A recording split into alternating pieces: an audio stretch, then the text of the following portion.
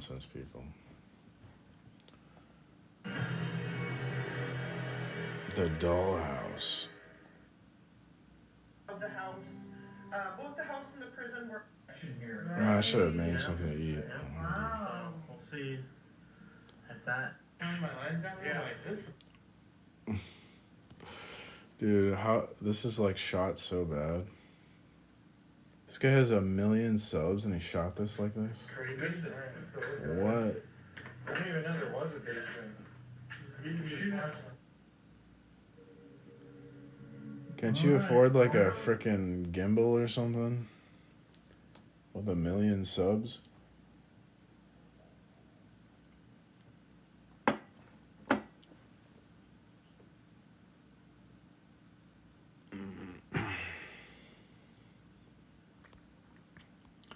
Yes, bullying and harassing. We're here to bully and harass everyone.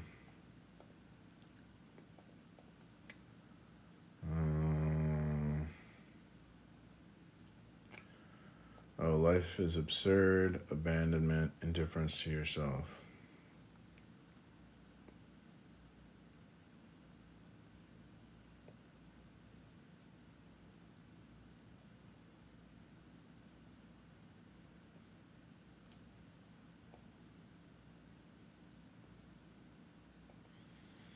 Alienation isn't just about systems like capitalism. It's about how individuals feel lost, disconnected, or unsupported in their own lives. Do you feel helpless, like the world is so big and out of your control that you can't change anything? Do you ever feel like life is meaningless and events you experience don't seem to have any value or purpose? You feel alone, like society and other people aren't there to support you, leaving you to fend for yourself. You become so disconnected from your own life that you stop caring about your future goals or even your existence.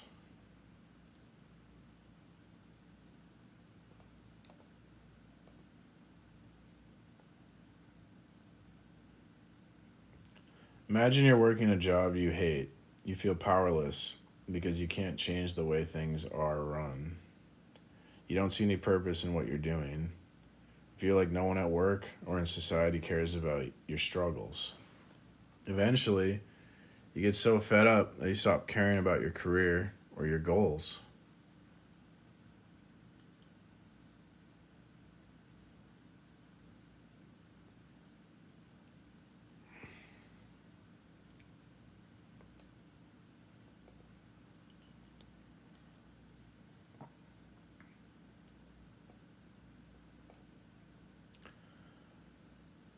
This alienation, not just because of the system, but because of how it makes you feel as an individual. So, alienation is more than a societal issue, it's a personal one that affects individuals in specific, relatable ways. Understanding these feelings can help us address alienation more effectively, not just by fixing systems, but by supporting people on a personal level.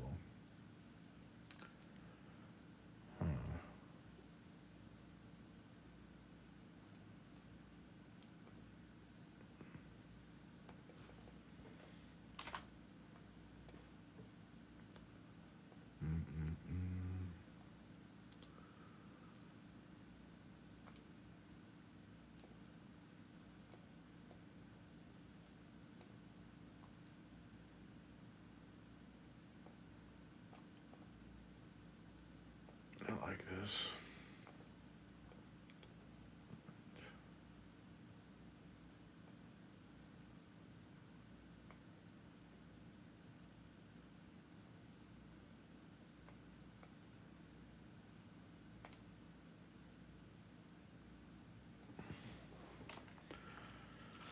Taking notes. Oops.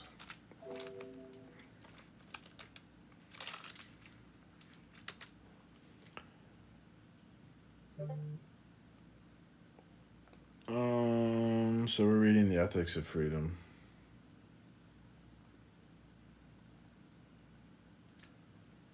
This experience of the alienated situation, lived out at the subjective level, enables us to isolate the factors in alienation. Three elements may be discerned. First, a loss of control, whether of the situation in which we are set or of our responses to it.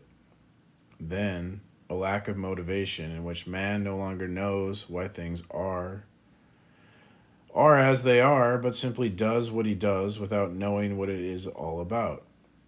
And finally, a lack of information in which an individual feels isolated because the flow of information between his environment and himself and vice versa has been stopped.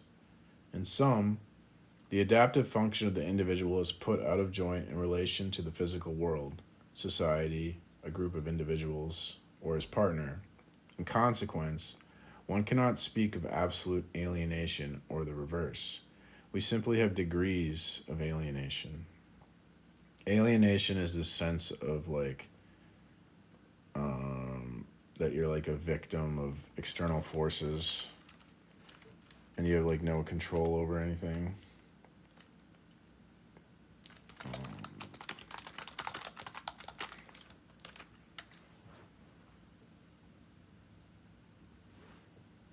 Yep, Sesh. I'm trying to read a book.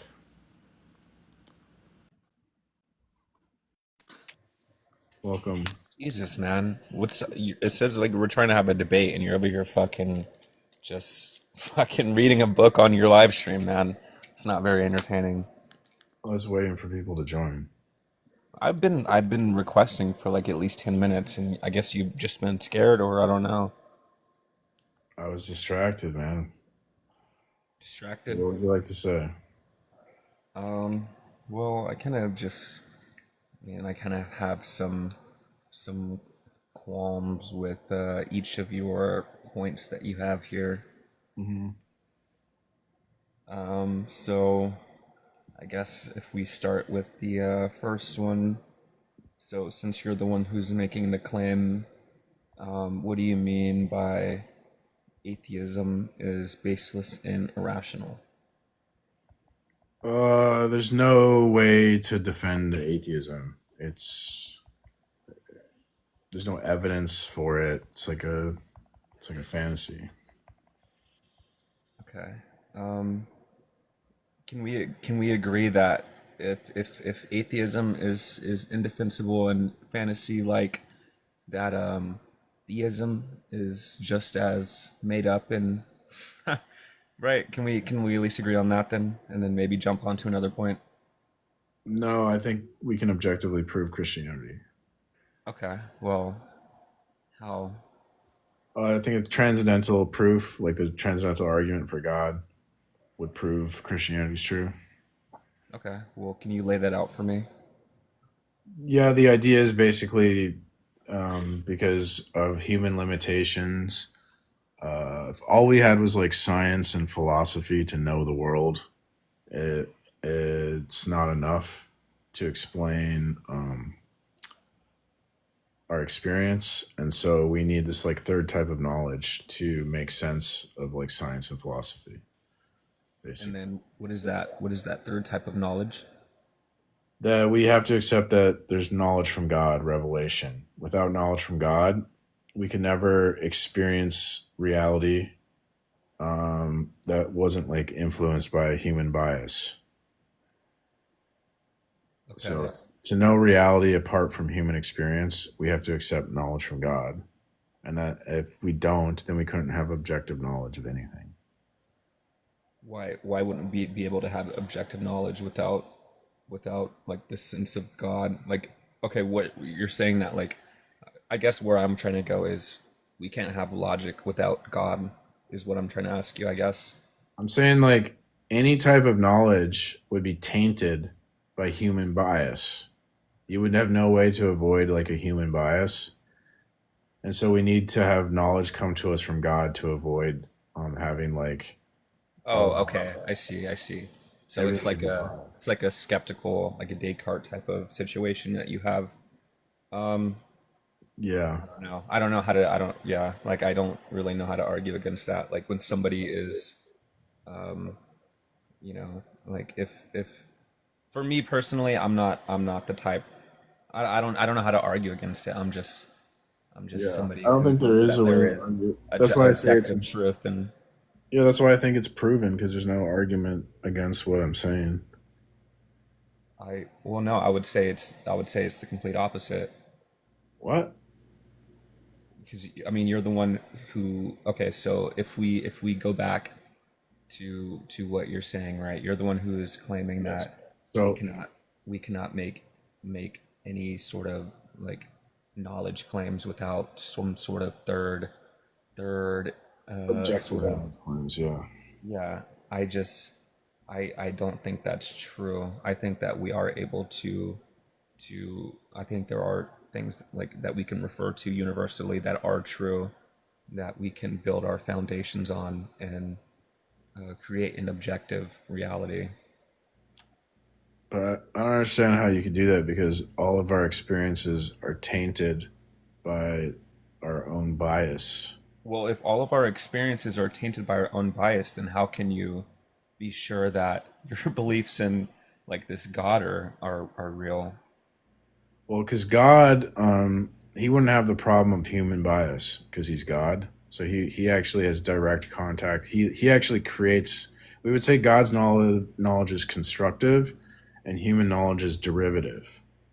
And you're Okay, trying to argue that but no, like my question constructive. is so you're getting this information from ultimately probably like the Bible, or I'm not sure what specific sect of whatever Christianity you are, but like my question is how are you sure in your senses in what you are reading or what you are taking in that that this idea of God or this knowledge or whatever you're getting about God is in fact true when you're saying that every human is subjected to bias. So how are you trusting your senses and getting this truth about God? Well, because what I've done is since I've realized my human limitation, I'm just gonna take God's word as His authority. So I just accept revelation as the authority of God, and so now I have knowledge in my system that's not tainted by human bias. It comes directly from God. Okay. And Well, how do you know that? So okay. Well, I'm asking. Have you like have you got this from the Bible or church? Is what because I'm God directly reveals Well, it no, to me wait, hold up, wait. I want to ask, like, where specifically have you got your like religious beliefs from? Was it like the Bible or the Bible. Yeah. okay? So you read the Bible, right? So Yeah. how can you know that your senses, your eyesight is trustworthy?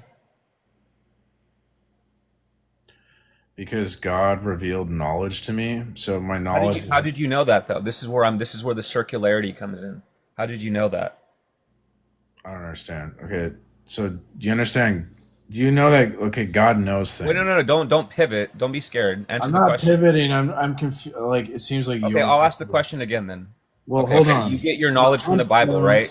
How stop. can you You're trust gonna that answer your my eyesight question. is Look, trustworthy? I'll just kick you if you don't Don't answer get my scared. All right, question. I'll shut up. Don't get scared.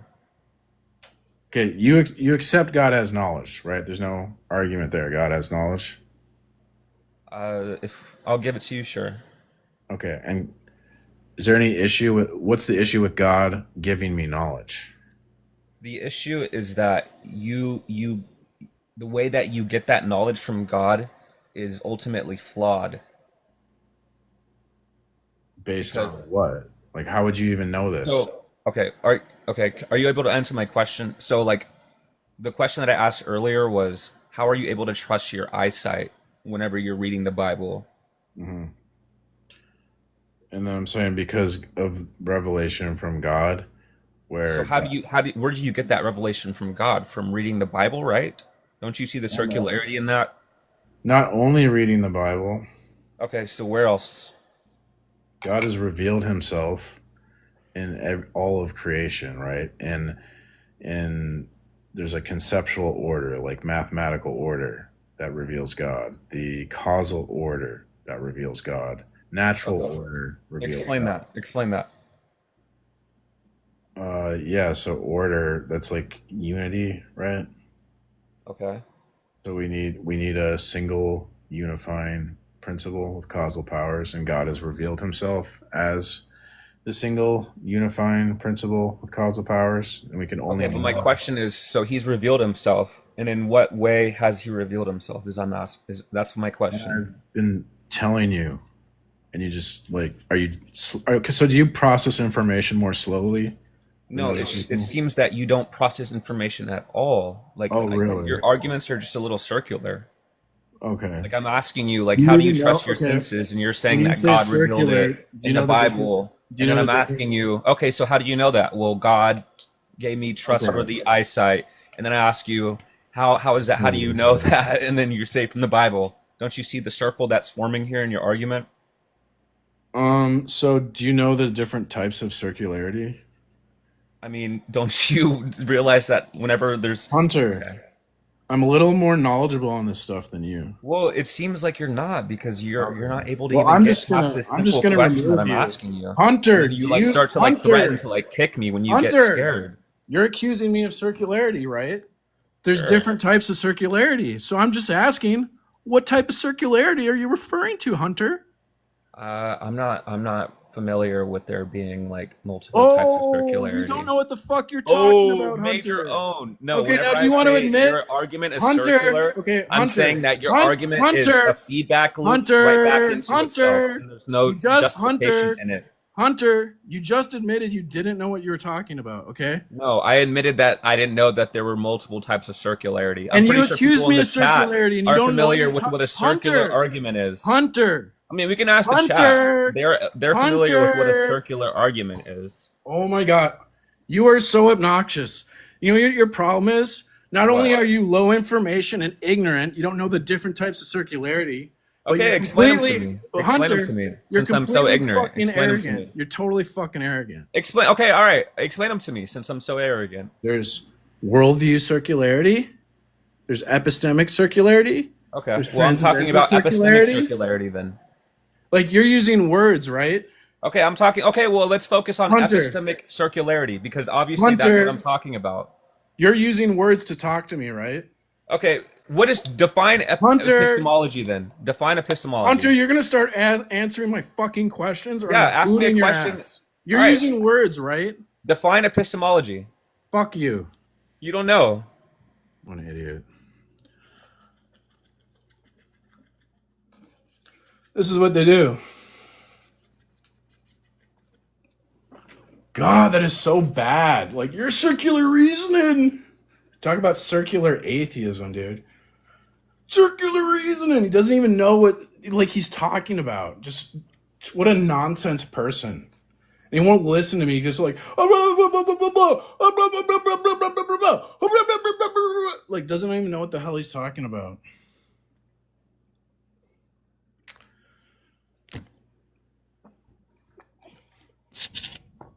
What's up, Destina? Hello again. What would you like to say? Do you believe in evolution? No. Why? Because I think the people who push the idea of evolution were like Satanists and like motivated reasoners. Okay, but Hated God. so what part of evolution is it that you're not convinced of? Julian Huxley says that Darwin's real accomplishment was to remove God as the creator of organisms from the sphere of rational discussion. So they have like agenda against God, and they came up with this idea of evolution to undermine Christianity in the story in Genesis. And so I don't believe it because they're motivated reasoners. And then what they do is like the bullseye fallacy, where you just take evidence and then you fit whatever your narrative around the evidence. So it doesn't matter what the evidence is, any evidence will fit your narrative. So basically, your assumption is that no matter what scientific proof is found, it's ultimately false. Science doesn't really prove anything. So I'm not really concerned with like scientific proof. Science is pretty pathetic. So what has science not proven that religion has? Science hasn't proven anything. People don't know this. Science doesn't prove anything. It's called provisional truth. So like history is littered with the dead corpses of like scientific proofs that have been shown to be false. The science is pretty shit. Okay, can you give me an example then? Um, off the top of my head, I don't know. There's like I can't remember. There's a before people believed in continental drift, which is widely accepted now. There was like a couple other theories. They didn't believe that continents moved initially. So can I just, I'm sorry to interject, but can I just ask, of all of this history of non-proving science, you can't really think of one example of how science hasn't proven anything? No, I'm giving you an example of like like the guy who plate tectonic theory, right? Yeah, I The guy understand who that. first proposed that was like laughed at, and there was like several theories before that where like they didn't believe that they thought the continents were static, that they didn't move, right? So that's a theory that got debunked. That was the dominant theory before plate tectonic drift. So that's one example. Okay, so you'll have to forgive me, I'm a bit lost there. So are you saying tectonic plates and shifts are or aren't real? I'm saying that in today we believe that continents moved. In the past, they laughed at that idea and they believed that the continents were static. That was the scientific proof. The Right. evidence can fit multiple paradigms. So they don't know how to like they don't know which is the correct paradigm for the evidence. It's called the underdetermination of data. So scientists can give us like a data point, but they can't give us like how do we interpret what the data means. So we need like God for that. But why do we need God for that? I mean, most of science, from what Because I understand, is based on observation and repeated experimentation. yeah, but you realize you have to interpret data to give it meaning. Data without interpretation would have no meaning. And But that data itself is based on a language that we constructed through data thousands. requires interpretation to have meaning. Data without interpretation has no meaning. So the scientists have to put their opinion to tell us what the data means. So there's a lot of what they call a prejudicial conjecture in science, where it's like a lot of it is just opinion. It's not that great. I'm so confused how somebody can just be so anti-science. I mean, think Because about it's being think used. about like antibiotics. Think about the amazing advancements in technology and agriculture. None of these things are provided by God. These are through thinkers and engineers and mathematicians. This isn't a magical book telling these people how to do these things. Yeah, but science gave us cell phones, right? Yeah, science did give us cell phones. Yeah. The more cell phones, the more slave labor, because we need child slaves to give us cell phones. What does That's that? bad, right? Science What does that? also What? gives us all these like weapons for wars. That comes from science. That's technology. Yes, but this again, this isn't the antithesis of science. There's many good things that have come out of it, just as much Yeah, as there are many bad things there's that have this come out of one it. scientist who decided to put lead in gasoline, and that resulted in a million people being unalived, and it reduced the IQ of the whole planet. That was science. There was science in the past that said like, or there's science today. There's like racist science today still. Like Racist science. yeah, the IQ test is racist. They use the IQ test scores because like inner city schools have lower IQ test scores, and they use that as a justification to underfund them, and then they give more funding to the suburban schools like where they have like a higher IQ test scores. And it's really like a racist thing, but they use IQ to like justify it so it seems like it's not racist or something. So my understanding of that, American politics is significantly different to how it is over here in the UK. But to my understanding, it's not science that's racist. It's the fact that a lot of inner cities in America with predominantly black populations are significantly underfunded by the government, which in turn will result in lower IQ cause. No, well, It's they underfunded. they literally design the IQ test is designed to be racist because it culturally favors like middle class, right? So there's like different cultures between like poor people, middle class, wealthy people, and then they can just rig because tests it's about culture. So like certain like if you're raised in a rich family, you might know a lot more about like etiquette or something at a party where like a poor person doesn't know etiquette at like a fancy dining party because they never experienced those things. So because of different experiences of like rich and poor people, they have different knowledge pools and they just like design these IQ tests to favor knowledge pools of like certain groups and then like suppress the knowledge pools of like the poor people group. So it's like a cult. It can be designed culturally, and they do this intentionally. So it just makes it seem like, oh, the rich people are smarter. This isn't a scientific racism though. This is It is. It's a cultural racism. It's the case of Okay. richer areas being funded higher than the poorer areas. That's not because science is racist. That's because the institutions aren't equally educating their population.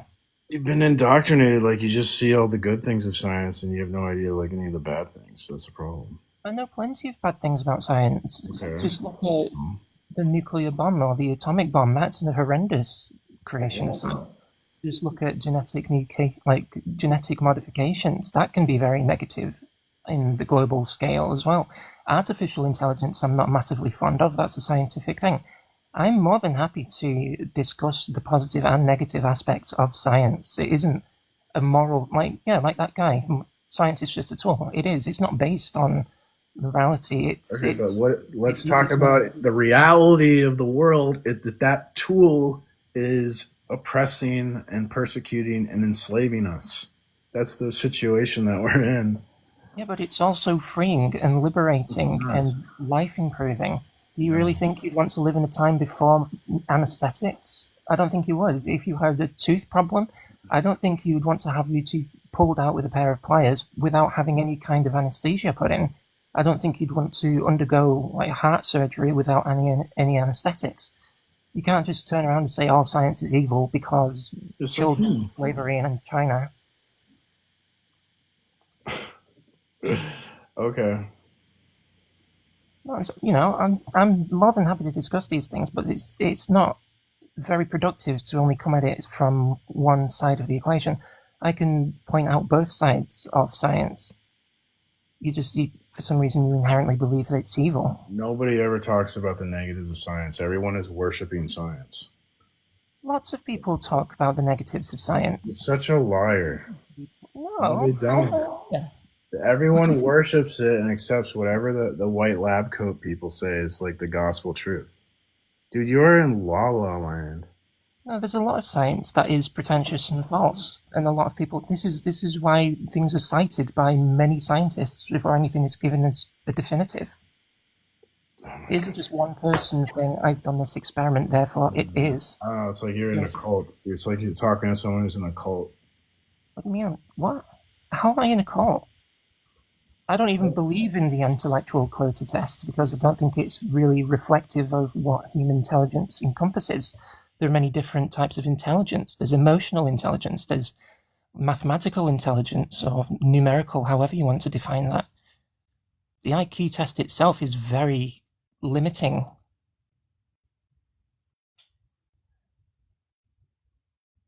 Science is bad. That's the bottom line. We need to spread the word. Don't say that though. That's a very dangerous mentality to have. You can't just say science bad. Yeah, your mentality is dangerous because you're not. Your mentality is dangerous. You're telling people that things are definitive. Going around saying that Christianity is objectively true is dangerous science. Well, not even science. It's dangerous propaganda. I'm never going to You claim don't one even way know or what the other propaganda that is. science is real or God is real, Dude, scientifically proven or not, because it can't be. Justina, propaganda comes from science. Look, Uh, uh, yeah, you laughing. no, These because people are so immature. Good lord. I'm sorry, but Science no, daddy. You like your science daddy? I don't have a science study. It sounds like you got daddy issues and you want science daddy to save you. Why is this turning into direct personal attack? I haven't insulted you once. Cause you're like laughing at me. No, I'm just laughing at the You're ridiculousness of acting it. like a child. Okay, sure. You're child. You're just a childish person. You're just an immature, childish person. But okay, I'm the child, but I'm not the one definitively saying one way or the other that God exists. I'm in a position of agnosticism. You can't prove him scientifically just as much as you can't disprove him scientifically, and that's You the whole can't prove position. anything scientifically. Of course you can. You can prove gravity scientifically based on the size and mass of an object. You can prove speed scientifically based on the distance measured by time. All of these things are mathematics and science. You don't know what you're talking about. You're just really low information. That's why it's like hard to talk to you. Why is it hard to talk to me? Because you're so low information. What have I said that's low information? I'm You not going said to I'm science not can going to prove claim things. to be a genius in any specific field. I would say I'm just an average person, but that you can't just turn around and say, "Oh, you're low IQ," because I don't succumb to the Science same doesn't prove anything. calculations you do. Look, Imre Lakatos says one can today easily demonstrate that there can be no valid derivation of a law of nature from any finite number of facts, but we still keep reading about scientific theories being proved from facts. Why this stubborn resistance to elementary logic? It's Imre Lakatos. Okay, he's a philosopher of science. You know that science isn't fixed. It's ever evolving. The more we learn, the more we That's what I'm evolve. saying. It's dog shit. It doesn't tell us anything valid. Like it doesn't give No, us it just anything. tells us that there is always more to learn. Nothing is Oh finite. my We will never god. know everything. And to just Look at summarize it as God did this what because Bible says so, that's closed-mindedness. It's like the denial of wanting to learn more. And humans are creatures of like we're habit. all closed We minded. ask the big questions like, why are we here? How are Science we is here? closed minded too. Science is very dogmatic and closed Not minded. closed-minded. It's Yes, always it is. asking more questions, and whenever you get a question answered, It's all not that does is bring about more okay. questions. To believe in this dogmatic ultimate being, that is just the closing of any kind of intellectual development because you've decided that this is it. You know, you're happy and content to just be in the same place forever. I'm not. I want to know more. I want to know as much as I can. And for you to No, you call me an don't. idiot and indoctrinated because of that is, well, It's let's just say I true. hope if you have kids, you don't teach them this ideology because they are going to be so depressed. Everyone is in despair unless they're a Christian. So Absolutely not true. I'm when a sorry. when a scientific theory faces evidence that seems to contradict it, scientists just don't throw away the theory, right? Instead, they come up with an extra explanation to make the theory still work. That's called a rescue hypothesis. Or they ignore the contradiction and focus on other areas of research. So that's the reality of science. You know You that? say that as though the Bible has never been amended for modern day learning. The Bible's been amended many times because a lot of it in the past has been disproven. Scientifically, might I add. I just explained to you that like science doesn't prove anything. Science proves gravity. It's just, Science proves the air we breathe. I can't do it anymore. It's like a dog to its vomit.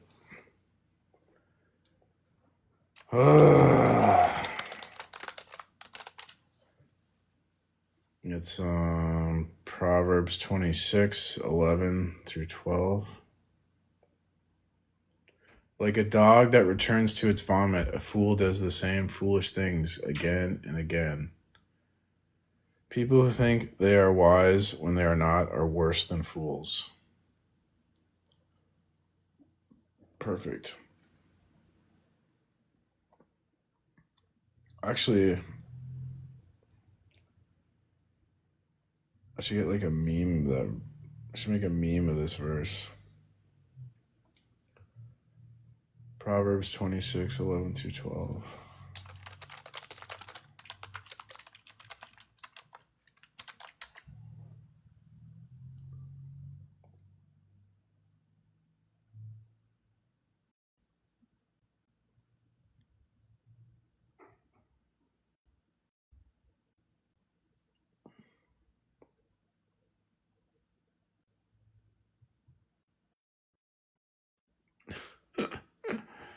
Nice.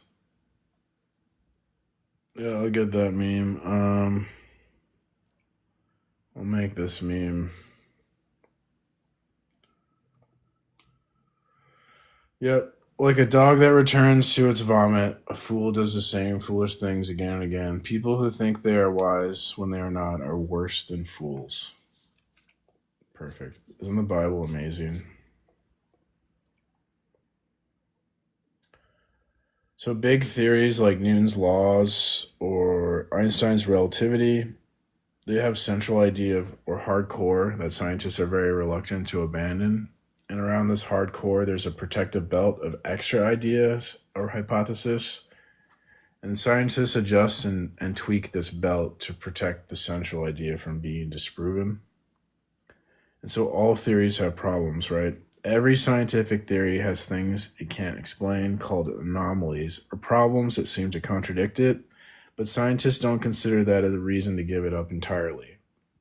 In fact, Lakatos argues that no theory is ever perfect. Every theory starts with flaws and eventually gets replaced or refined when something better comes along. And the problem with falsification is that if evidence contradicts a theory, we should reject it. But this is unrealistic because scientists rarely behave this way. Instead, science is more about working on problems and improving theories over time. So, imagine you have a GPS system that sometimes gives bad directions. The GPS is like a scientific theory.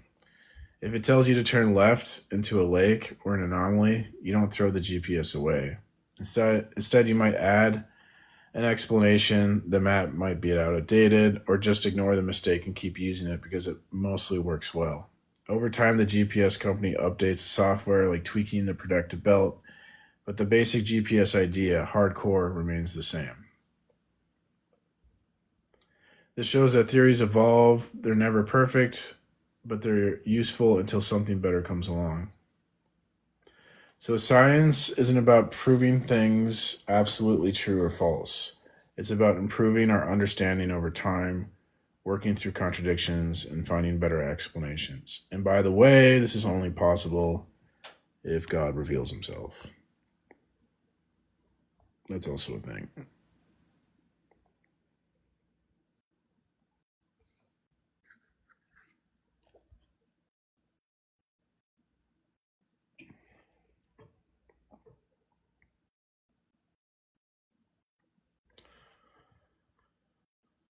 Yeah, Roddy, no.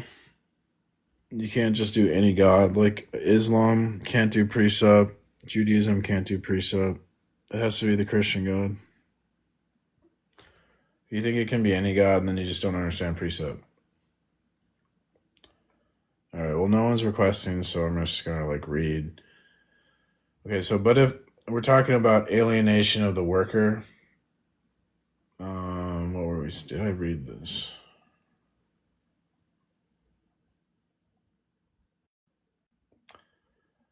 Okay, so alienation feels like losing control. You feel like you can't manage your situation or even how you respond to it. It's like being on a runaway train when you're just along for the ride, unable to steer or stop it. Lack of motivation.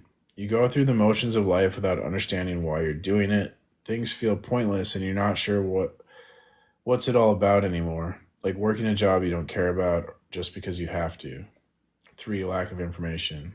You feel isolated because you're cut off from understanding what's happening around you or how others feel about you. It's like being left in the dark. where no one explains anything and you don't know how to connect with your surroundings. The big picture. These three factors, loss of control, lack of motivation, and lack of information, combine to make a person feel disconnected or alienated from their environment, society, or even other people. Alienation isn't all or nothing. It's not like you're either completely alienated or not at all. Instead, it happens in degrees. Some people might feel slightly disconnected while others might feel completely lost. Imagine you start a new job. You don't know what you're doing and no one explains it to you, so there's a lack of information. You just do tasks because they're assigned to you without understanding their purpose, so you have no motivation. You feel like nothing you do will change how things work at the company. You have no control. This makes you feel detached, like you don't belong or matter. That's alienation in action. Interesting. Alienation sucks. So if conditions do not strictly alienate, some conditions do, with a degree of probability, expose the individual to alienation, to a loss of control which is more or less serious. A society in which the level of information is very small or is perhaps so great that the individual cannot get proper information because of the excess or membership in a group, which global society may or may not regard as valuable. And if it does not, the individual who is strongly attached to his primary group has the impression of being himself in a world without meaning. The individual may find himself in a situation of minimal participation in society, perhaps by reason of the group to which he belongs, or in contradiction between his ambition to do something and the absence of means to do it, or in the presence of a field of action which greatly limits his possibilities. In other words, alienation is a malfunction in the controlling mechanism which the individual suffers in relation to his sphere of action. To understand it, one has to get a precise picture of social control and examine the variables which modify it. Thus, the role of sociology is to know what are the social groups in a given context which come up against this loss of control or which possess to an excessive degree the power of control.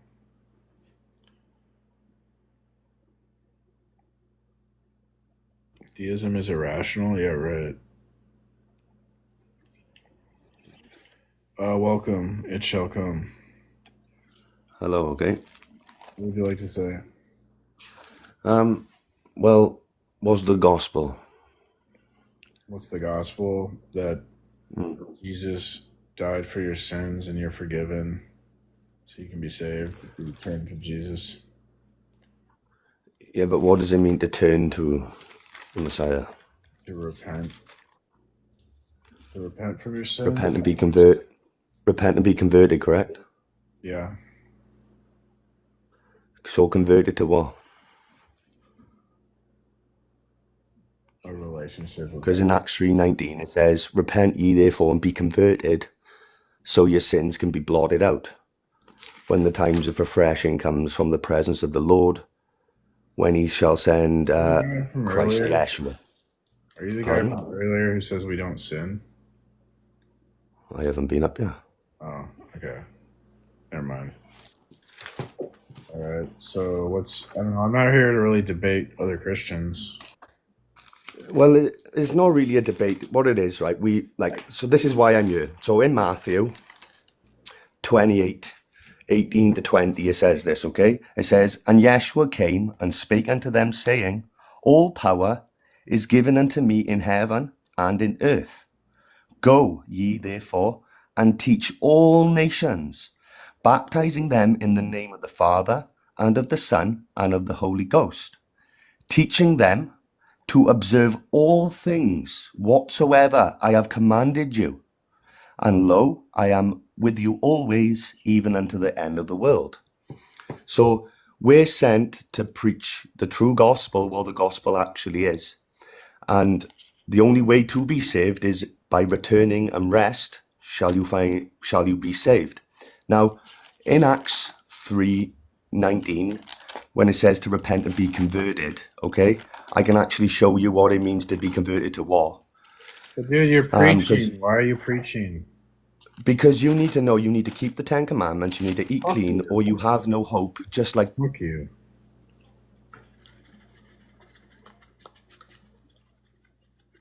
Good God.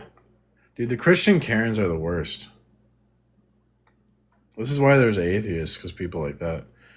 Okay, so let's see what we're talking about.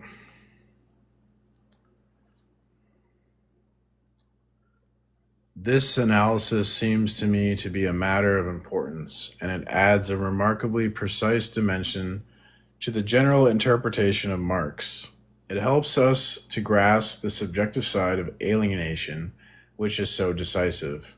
Alienation cannot be reduced to a sociological or psychological concept without amputating some of its richness. To be sure, one may try to discern it in a working concept which is indispensable if one is to achieve a correct sociological analysis. But alienation also has an emotional signification deriving from the general analysis of Marx and playing a dominant role at the present time. Now, I believe that one can abstract away from this emotional qualification, which is an integral part of the very idea of alienation. A precise picture of alienation might be given, but it would be of necessity. It would be of necessity be impoverished and bloodless. It would be clear, but would finally lack any warmth, and hence not really be exact. For if one deprives the concept of alienation of its emotional potential, one takes away part of its reality. So I guess he's just saying that Marx ignored our emotions or something. Or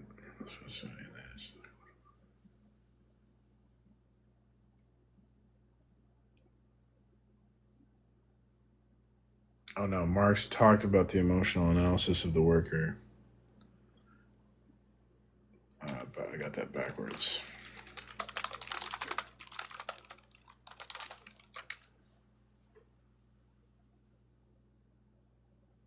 God is scared of the atheist? Why?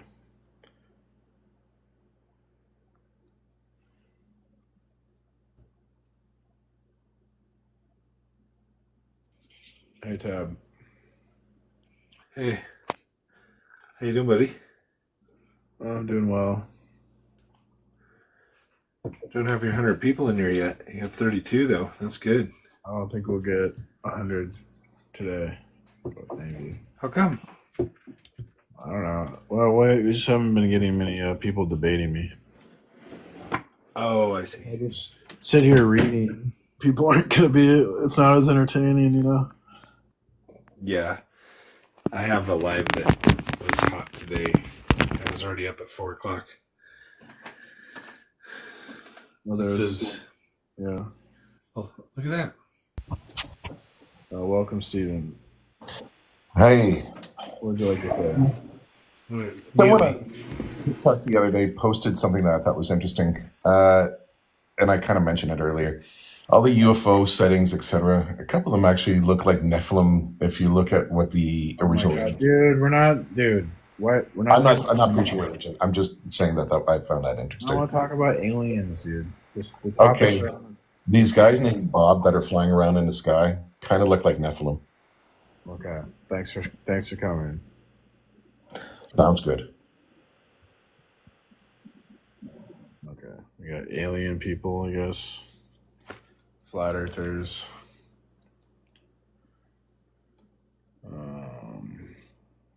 I'm talking about alienation. Maybe that's why he thought. Is this a debate, not a circle jerk? Well, come up here and debate me. I mean, but I don't know. How can you even debate as an atheist? Like, atheism's like kind of goofy, isn't it? Like, isn't that like a fantasy? Isn't atheism like, isn't that like a character in the Harry Potter book? No one really believes that, right? No one's really an atheist. Come on. They're not really atheists. Welcome, Fithy. Hello. How are you? I'm alright. You? I'm doing well. What would you like to say? What's it called? I guess why is atheism baseless and irrational? There's like, there'd be no way to prove it. I So mean, does there have to, or I guess, what are you identifying as like atheism? Like the belief that there is no God? I don't really care how you. It doesn't matter how you define it. Okay. You have to have a Um, position, no matter how you define it. how is Christianity objectively proven? Christianity is objectively proven through like a transcendental argument for God, which argues that Christianity is like the only model of reality that's consistent with our observable data. What makes you say that? So like we observe order, like there's a logical order, there's a natural order, and the story in the Bible where God creates the world and endows it with order can explain the order, and the story where there's no God and it's just chaos, there's no order. So we couldn't do, if atheism were true, science would be impossible, or this conversation would be impossible. So Why atheism, is that? because we would be in what's called ultimate mystery, because you wouldn't know what ultimate reality is, and that's like a world of chaos where you couldn't like speak intelligibly about anything. I mean, do you think that there's something like inherently wrong with being unable to say like you don't know something?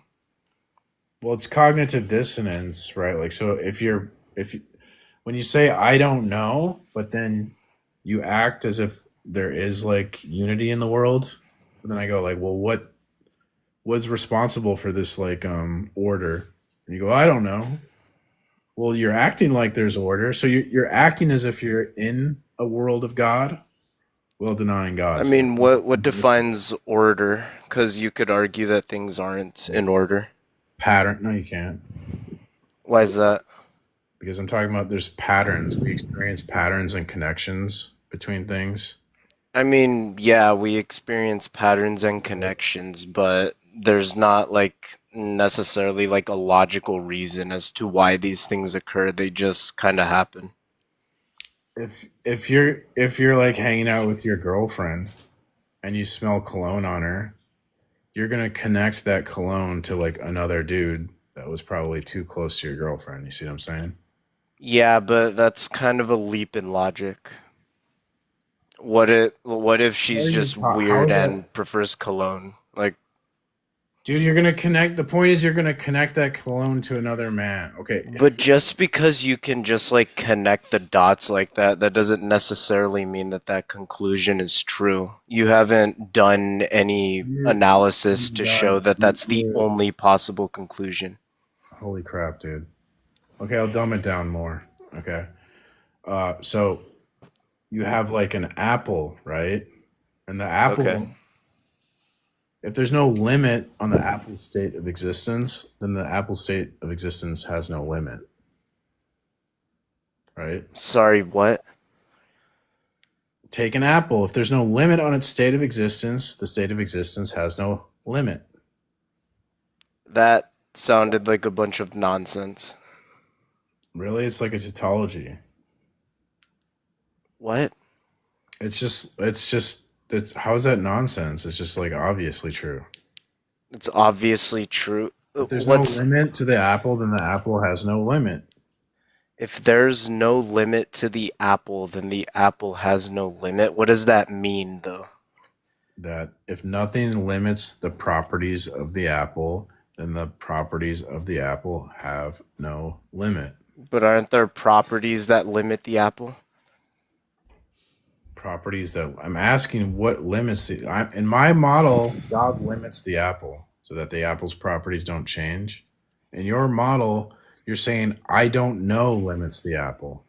Well, you don't know the limits of the apple. I mean, can you say we know every little thing there is to know about apples? God does.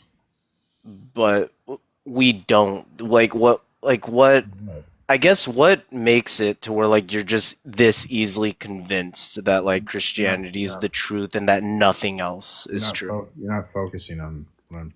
So I'm saying God limits the apple, and I know that because God revealed that to me. Okay. And you're saying, well, I don't know what limits the apple. Well, in the world where I don't know limits the apple, that's a world of fucking chaos and disorder because there's no limitations to anything. So by that logic, are you implying that the world like has to like be like in a certain order? Is that what you're saying? I'm And comparing my model of reality where God creates the world to your model of reality where I don't know or whatever dictates the state of affairs. And so then the your model where you go, I don't know, dictates state of affairs. It's nonsense. It's a contradiction because you wouldn't know if anything's true. It's a self-defeating model of reality where the model well, of in a reality. sense, yeah, you kind of don't know. You're not really sure of anything. This is like we find things in stuff that we make all the time. Like for example, like when we made plastics, like we didn't necessarily know that maybe like if we make plastic water balls that like microplastics would just like get into the water. Like that's not something that we looked into when we first made them. It's something that comes with time. We don't know everything, so we do research on these things. You couldn't know anything apart from human experience. So But every but all you your didn't. knowledge. What? That's not necessarily true. You learn things outside of like your own experience. You read things. That doesn't mean that you experience them. That just means that you gain knowledge from whatever it is that you read. All knowledge is going to come from like a human mind in your model. So that means all knowledge is going to be tainted by a human bias. We can I mean never. that's kind of how that works. Like the scriptures are in human language, so there's some tainting in there, wouldn't you say? So that's going to result in global skepticism, or that you wouldn't be able to know anything apart from like your experience, like or your bias. You couldn't know the reality as it truly is apart from human bias. I mean, do you And think there is like a true I mean, your reality is just what you experience it to be, wouldn't you say? okay, so this is it. So you're denying reality. What do you mean I'm denying reality?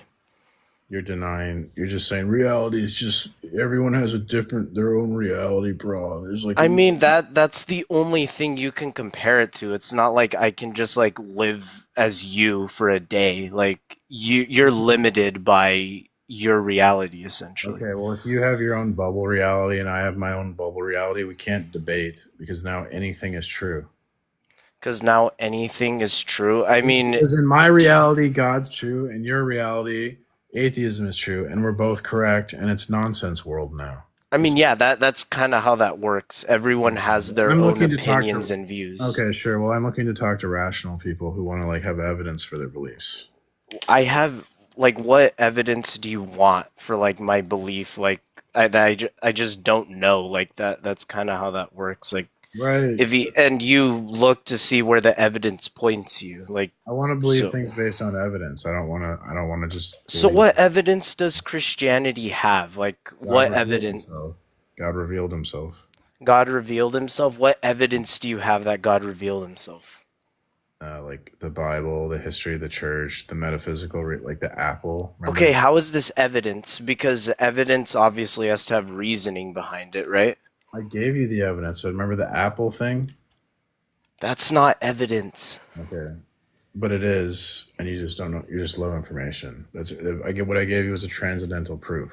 So that's a No, proof. it's not a transcendental proof. Most of the time, proofs in logic, you have to either do like a proof by contradiction. So, what you have to do is prove that that's the only way it can be. Because, For So then honestly, the way you're explaining things, Islam is just as credible as Christianity. it's incorrect. You're just ignorant. So do you disagree with the Stanford Encyclopedia of Philosophy that says like transcendental proofs are valid? Do you disagree with the Stanford Encyclopedia? With the Stanford Encyclopedia, I mean, Yeah, can the you show Stanford me what the Encyclopedia of Philosophy is going to have an entry on transcendental arguments, and it's going to say that transcendental proofs are valid. I just presented a transcendental proof. Okay, so do you disagree with the Stanford Encyclopedia of Philosophy? Can you? I mean, I guess I would be. Would I? All right. Well, I'm looking to talk to rational people because if you're just going to be emotional, then How am I being emotional? You're the you're one disagreeing who with Stanford. I'm disagreeing with Stanford. How You're is dis- Stanford? How is that well, relevant to according to the this? Stanford Encyclopedia of Philosophy, I just presented a transcendental proof for God's existence. And What was so the proof that you gave of God's existence? the necessary relationship for God and us to be able to understand the world or even have this What conversation. makes it necessary, though? Like, Well, for any fact, you're going to need like identity over time, cause and effect, and uniformity of nature. And only God's revelation well, if can. there's a cause and effect, then what created God? All right. Thanks for coming. I wish you well. You're irrational. Exactly. What created God? Nothing created God. God's eternal. He's uncreated. Welcome, Nathan. Hello. What would you like to say?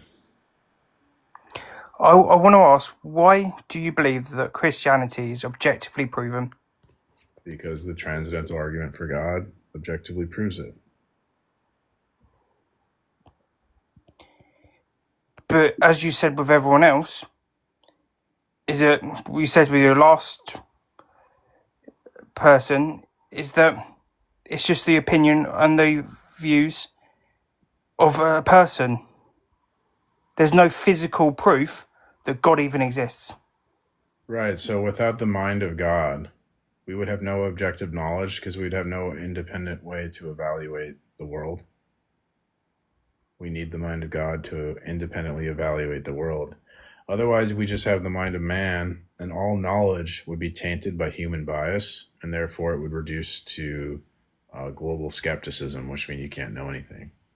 But all knowledge is tainted by human bias. All By right, the I understand. person that finds and writes whatever book, article, or about what they've found. But that's so when you take that position, that's a contradiction. How is it a contradiction? Because if all knowledge is reduced to like the human mind and sense data, then that entails global skepticism, which means you can't know anything. And that, like, to say you can't know anything would be a knowledge claim. So that would be a contradiction. Okay, I see what you mean. But do you believe in yourself that the Bible, everything written within the Bible, actually happened? Yes. Right, seriously. Yes. Even the parts where it shows that a priest ignored the need of a person on the side of the road. Yeah, the Good Samaritan. Oh, well, that was a parable. So I don't know if I don't think the parables are literal. Okay. So you also believe of the Noah's Ark story, Yes. even though that makes absolutely no sense. And if it did happen, we wouldn't have half the animals in the world existing right now. It doesn't make sense from like a scientific minded perspective, but that scientific minded perspective itself doesn't make sense. So from a biblical perspective, it makes sense, or from a Christian position, from my position, it makes sense. How? I mean, like, if God can create the universe, then none of these like miracle claims are a problem for him, right? But you're also saying that he can also alter or change the will of animals by stopping them from doing then what they do in nature. Yeah, I don't know all the mechanics of how it all works, but I don't see why God wouldn't, like, if he can create the universe, why would Noah's Ark suddenly be a problem? He literally created the whole universe. So I don't see like the logic here. Okay, fair enough. Also, why? I don't understand why you believe that not believing in God is baseless. When, as some of your commenters have stated, that it's rational, and just turn around saying that believing that there isn't a God out there, and that everything is created through natural selection is okay and is a good thought and belief. Well, there's a problem because in your model of the world, at one point there was no life on Earth, right? It was just like rocks and chemicals. So you're trying to say that like out of rocks and chemicals there came life, and then even more so that life has this capacity to be rational. So And like to mutate. So like rocks produced rational beings. Like where does this rational ability come from? It doesn't make sense. And then you guys want to say it's like an emergent property or something, but when you talk about emergent properties, at that point we're just talking about miracles. So Not really. it's just a goofy way to look at the world. It's not saying that everything is a miracle. Yeah, emergent property is like it doesn't explain anything. There's no what is that? Like it's just like saying, oh, it is. It's like a hand wave. There it is. Poof. It emerged. Rationality. Poof. But you're thinking about this as at a religious standing. But You're saying waving your hand. well, in my model, God is rational, and so a rational being created other rational beings. That makes more sense. That's more consistent. Your model is like goofy. Yeah. At that Rocks point. produce rational beings. At that point. But your God has lost his rational thinking. What? No. God's like the most rational being. Yes, but has lost any sort of rational being. I'm not sure what you mean. Well, you say that this is a rational being, but would a rational being stop everything that's going on right now and through history? Well, we can't like we can only know about God what God reveals to us. We couldn't really like say anything about God unless he tells us. It's like you never made a universe. Like I don't know how you're gonna judge. You don't think God's doing it right? Because he does have a plan to stop everything, but he might not be doing things fast enough for you or something. No, I'm just. It's not even the point of fast enough. It's the point of even if it was too late to even do something at the point, to have done something to prove that to everyone that he's there and that he's watching. He has, and so we can stop people from doing stuff. But he is like we're in the process of that. We're in the phase of God's redemptive plan. So God made everything good. There was no death. There's no suffering. We rebel. Death, suffering enters the world. And this is now, we're going through the redemptive plan where he's going to fix everything in the end. So he's going to fix it. We're just in the part where we're in the fallen state. Just a couple of 100 years late. We rebelled against God. There's consequences for your actions. If you rebel against God, there's a debt to pay. So now we're in a fallen world. But he can't be mad about that, because that's the way he apparently made us. Well, I to have the ability to rebel. I mean, we're still responsible for our actions, even though God made us. But God showed us mercy, and he paid the debt for our sin. So now we're forgiven, and we can have a You mean relationship with Jesus? God. Yeah, we can have a relationship with Jesus because he sacrificed himself for us. So it's good news. You need a Even though relationship. we constantly Hmm? we make a point of say turn around and laughing at him about it, with all the killings, the unnecessary hate we put upon other people. Well, yeah, that's the Antichrist spirit. The Antichrist spirit's in the world, but that's going to be defeated. Do you mean Lucifer? No, the spirit of just the spirit of hate. Christ is love, right? So the Antichrist spirit is like the spirit, the power of hate. Yeah, that's a real thing. That's unfortunate, but we have to be, as Christians, we're like Even though a lot of hate and anti-Christ actions are performed by Christians. So what? The Bible, that's consistent with the Bible because the Bible says there's going to be like false Christians. So you put people who put those Christians in positions of power over other people, over the masses. Yeah, there's false prophets, there's false Christians. The Bible predicts that. Jesus says there are people that claim to know me, but I don't know them. So that's just consistent with the Bible. But there's still good Christians, right? It's not all bad. I'll concede. Yeah, I'll grant you there are hateful Christians, and that's unfortunate. Not And also, without Christianity, there would have been a lot less of mindless killing. Oh, that's not true. I'll give you an example. Okay, give me an example, and I'll give you an example. Okay. You first. So here's a guy, right? This is his attitude.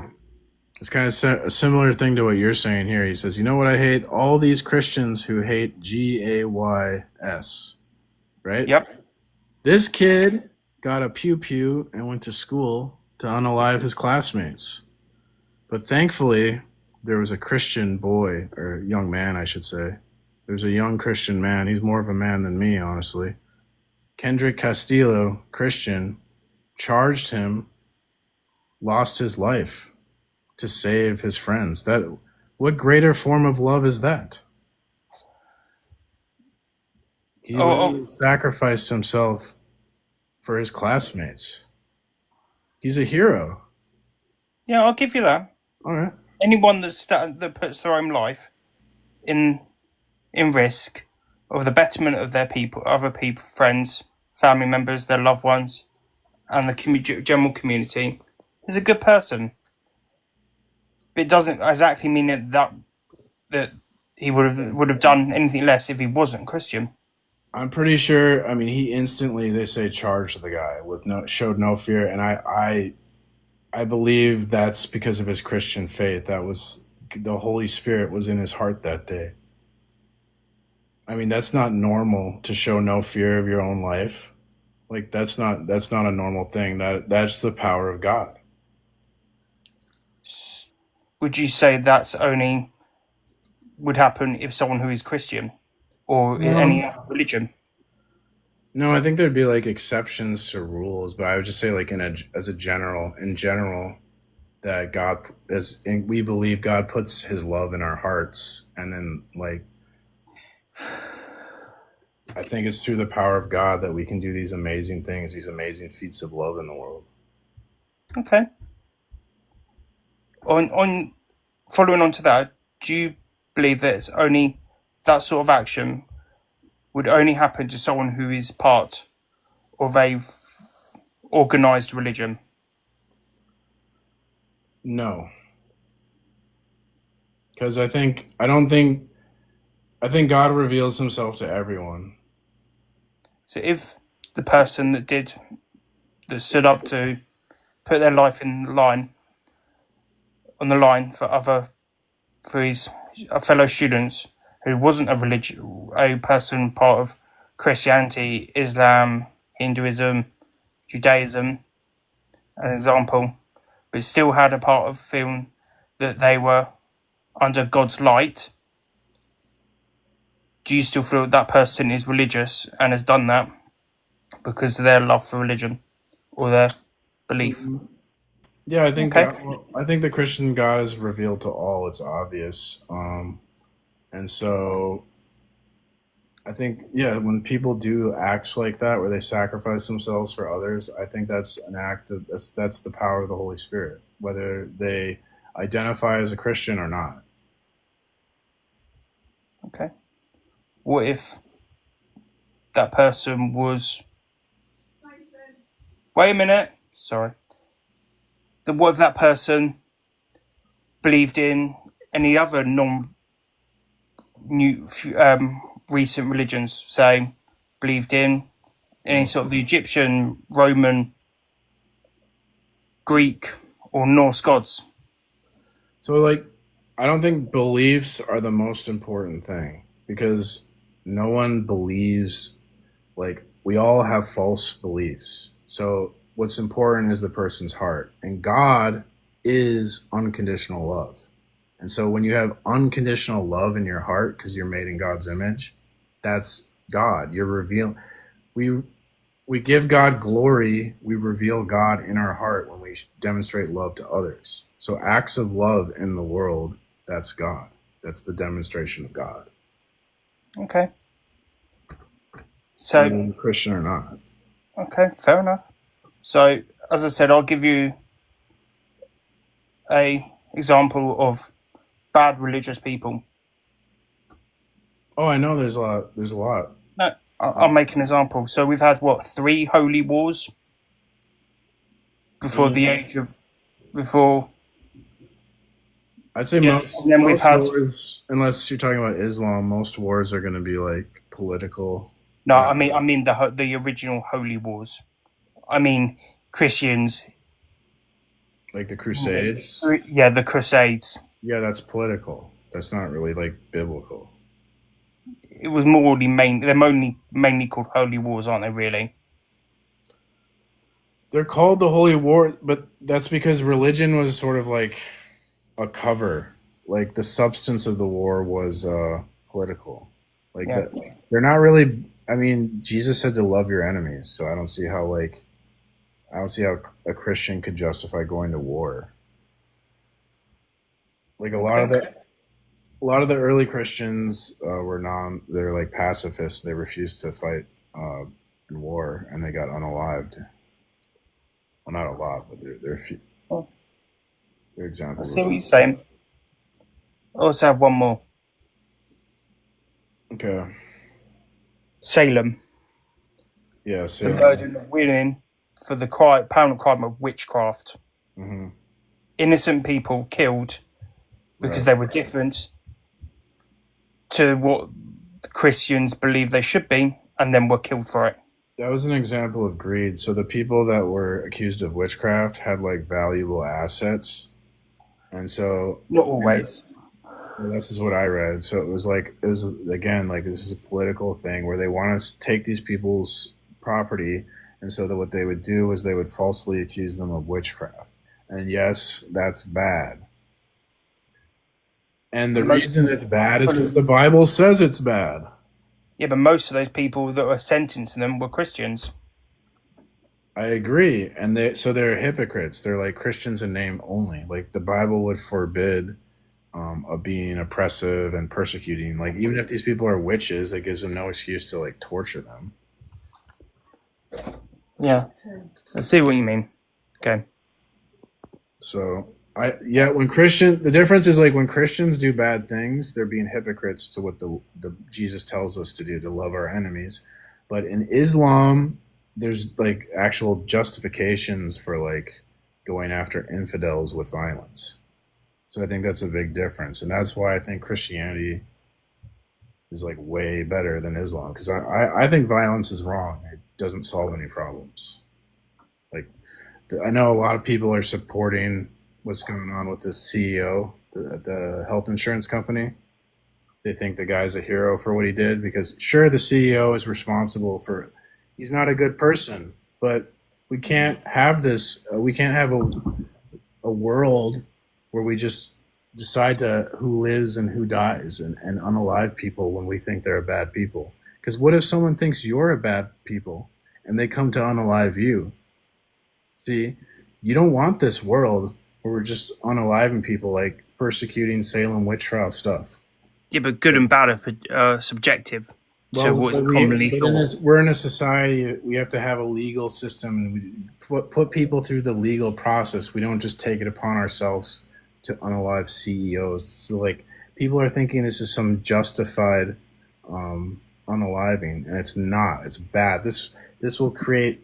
They say, "Oh, we want the rich people to be afraid of the poor." You don't want that. You don't want that. That's going to entail a police state. It's going to be bad. People don't get it. Then I see a future where there's going to be more of this like political, this terrorism going on, and it's going to result in a highly controlled society. So be careful. Be careful what you guys think for when you start playing with violence. It's gonna end bad for everyone. So, anyways, that's just a rant. I should probably give someone else a chance to talk. Yeah. Sorry. Right. Bye bye. Thanks for coming up, man. Thanks for being respectful. Right. I wish you well. I know we disagree, but it's no problem. Like I have no issue disagreeing. It's just like when you guys like BS me and like tell me I'm wrong when you have like why am I wrong? Like give me substance. Don't just bicker. That's annoying. Anyways, Hi. welcome. How are you? I'm doing well. How are you? I'm okay. Okay, so then you say that atheism is baseless and irrational. Correct. But every time you don't know anything, you cede that knowledge to a higher power, right?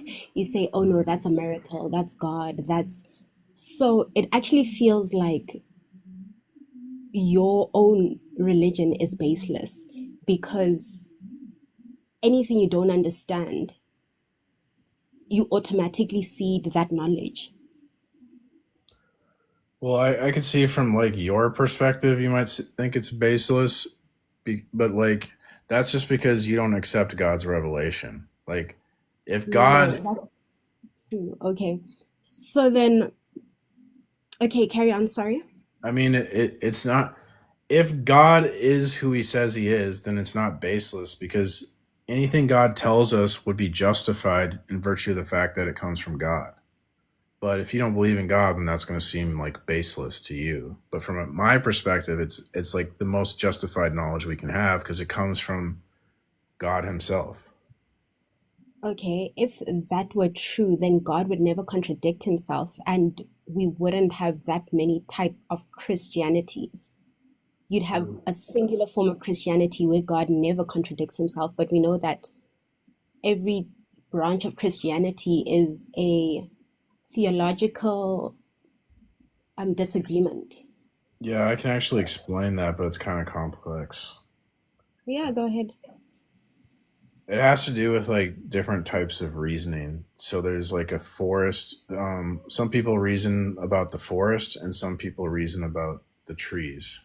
Like we can reason in general, and we can focus on specific things when we reason. Well, when we focus on specific things, which is how we tend to think in the Western world, we tend to think it's called analytical philosophy. We focus on the specific tree.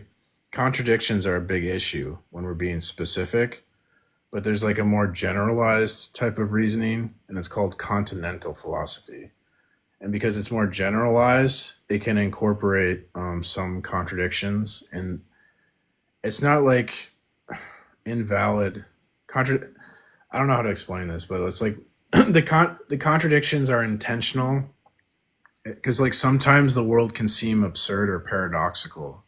So we would say like this is true and this is true, and they seem to contradict, but we actually get like a new truth from the contradiction.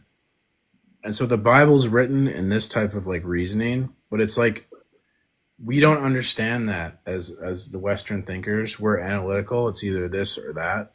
And so there's all these divisions in Christianity because they focus on like one of the contradicted parts and neglect the other, kind of a thing, where instead of they don't incorporate the contradictions because they try to think analytically about the text rather than using like a more continental approach.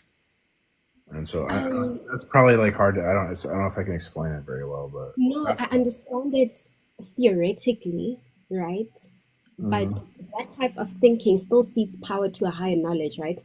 And practically, I don't understand how it can coexist, right? So I'm South African. I live in a country where ancestral worship is a real thing, and there are different types of ancestral worship. And you also have the types of churches where they believe in ancestral worship and the Bible. And then they have their scriptures that they say, okay, so ancestral worship is biblical, so on and so forth. And then you have the people who say that ancestral worship is demonic. These are two types of Christianity which aren't, which differ based on a theological disagreement. Having said that, it is one or the other. It is either the ancestors are good or the ancestors are demonic.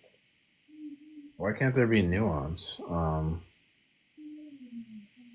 Like, I think God could reveal himself to all people. So maybe there could be like elements of revealed truth within the ancestral worship, but it also could be demonic too. Like, I So there think, could be elements of the truth in Christianity well, as well.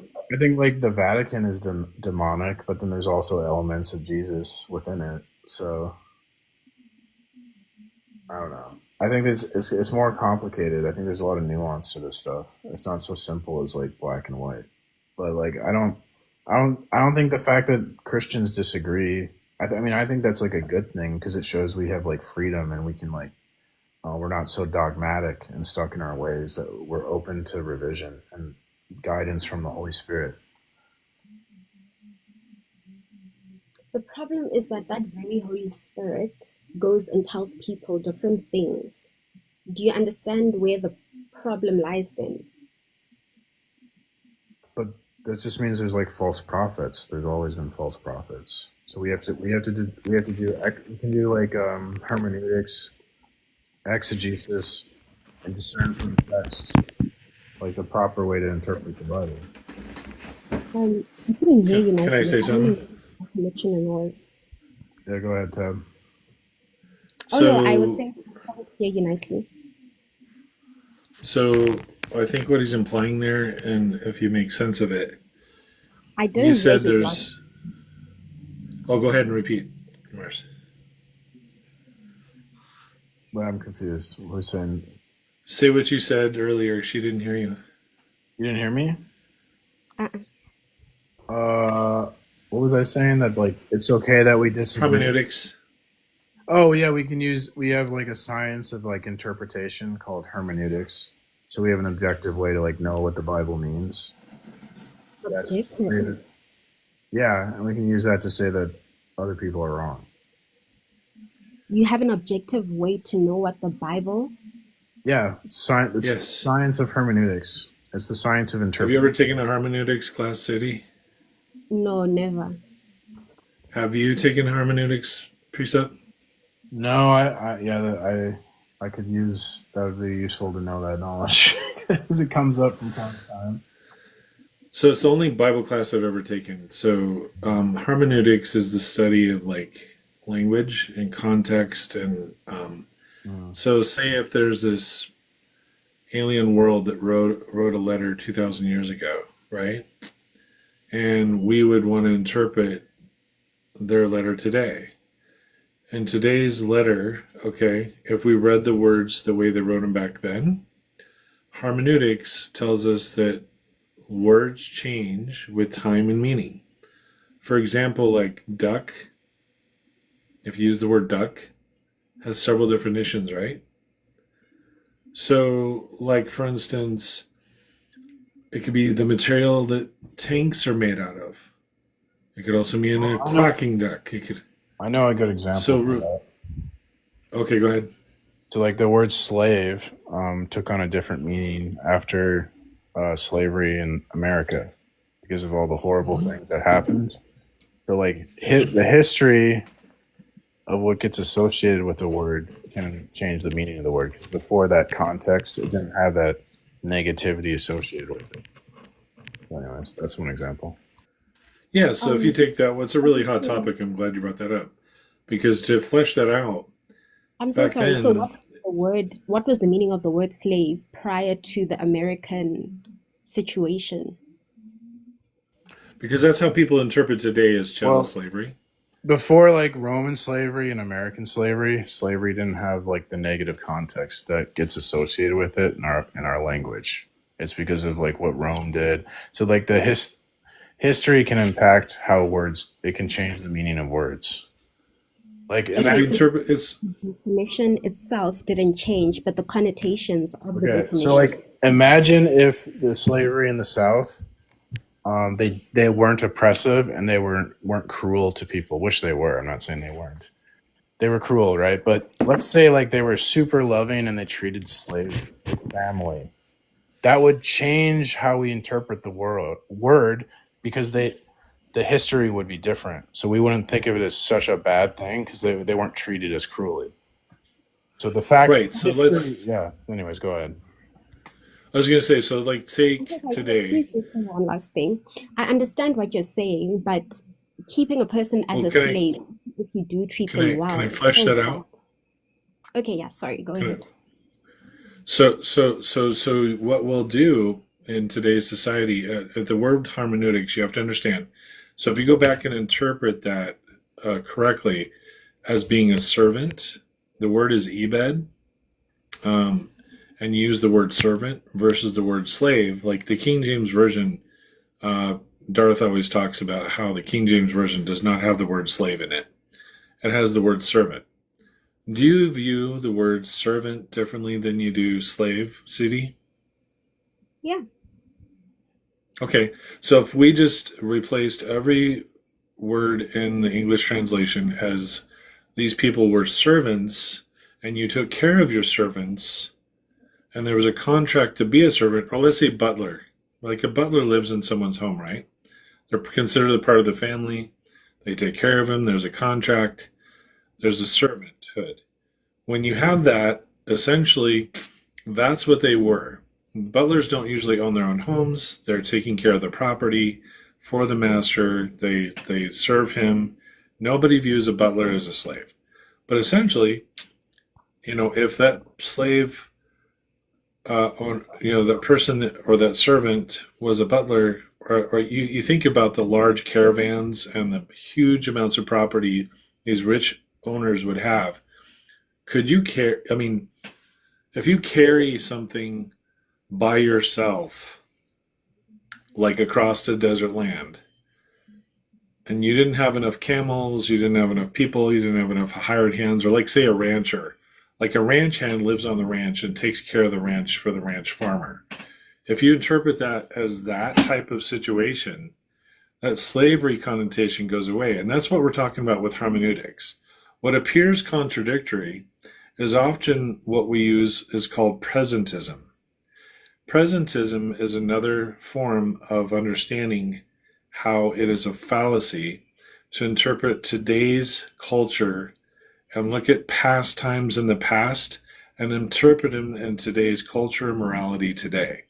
So if you don't go back in time and understand what was occurring back then, you're going to scripture can appear contradictory, and that is what you have is actually if you have the real world of God, like the model reality of God, and we presuppose God, okay, we have this arch enemy of God, Satan, and getting people to interpret things wrong, and then their own sinful desire inside themselves interpret things wrong. They're going to listen to it more that way than want to interpret the truth. They're going to suppress the truth because it's self-serving. So the reason why you have 3,999 religions is because they choose to worship the incorruptible God or incorruptible man. They give up the worship of the corruptible God in Romans chapter 1, and they suppress the truth and unrighteousness, so they want to actually interpret things wrong, so they don't have to listen to God. They don't have to listen to his authority.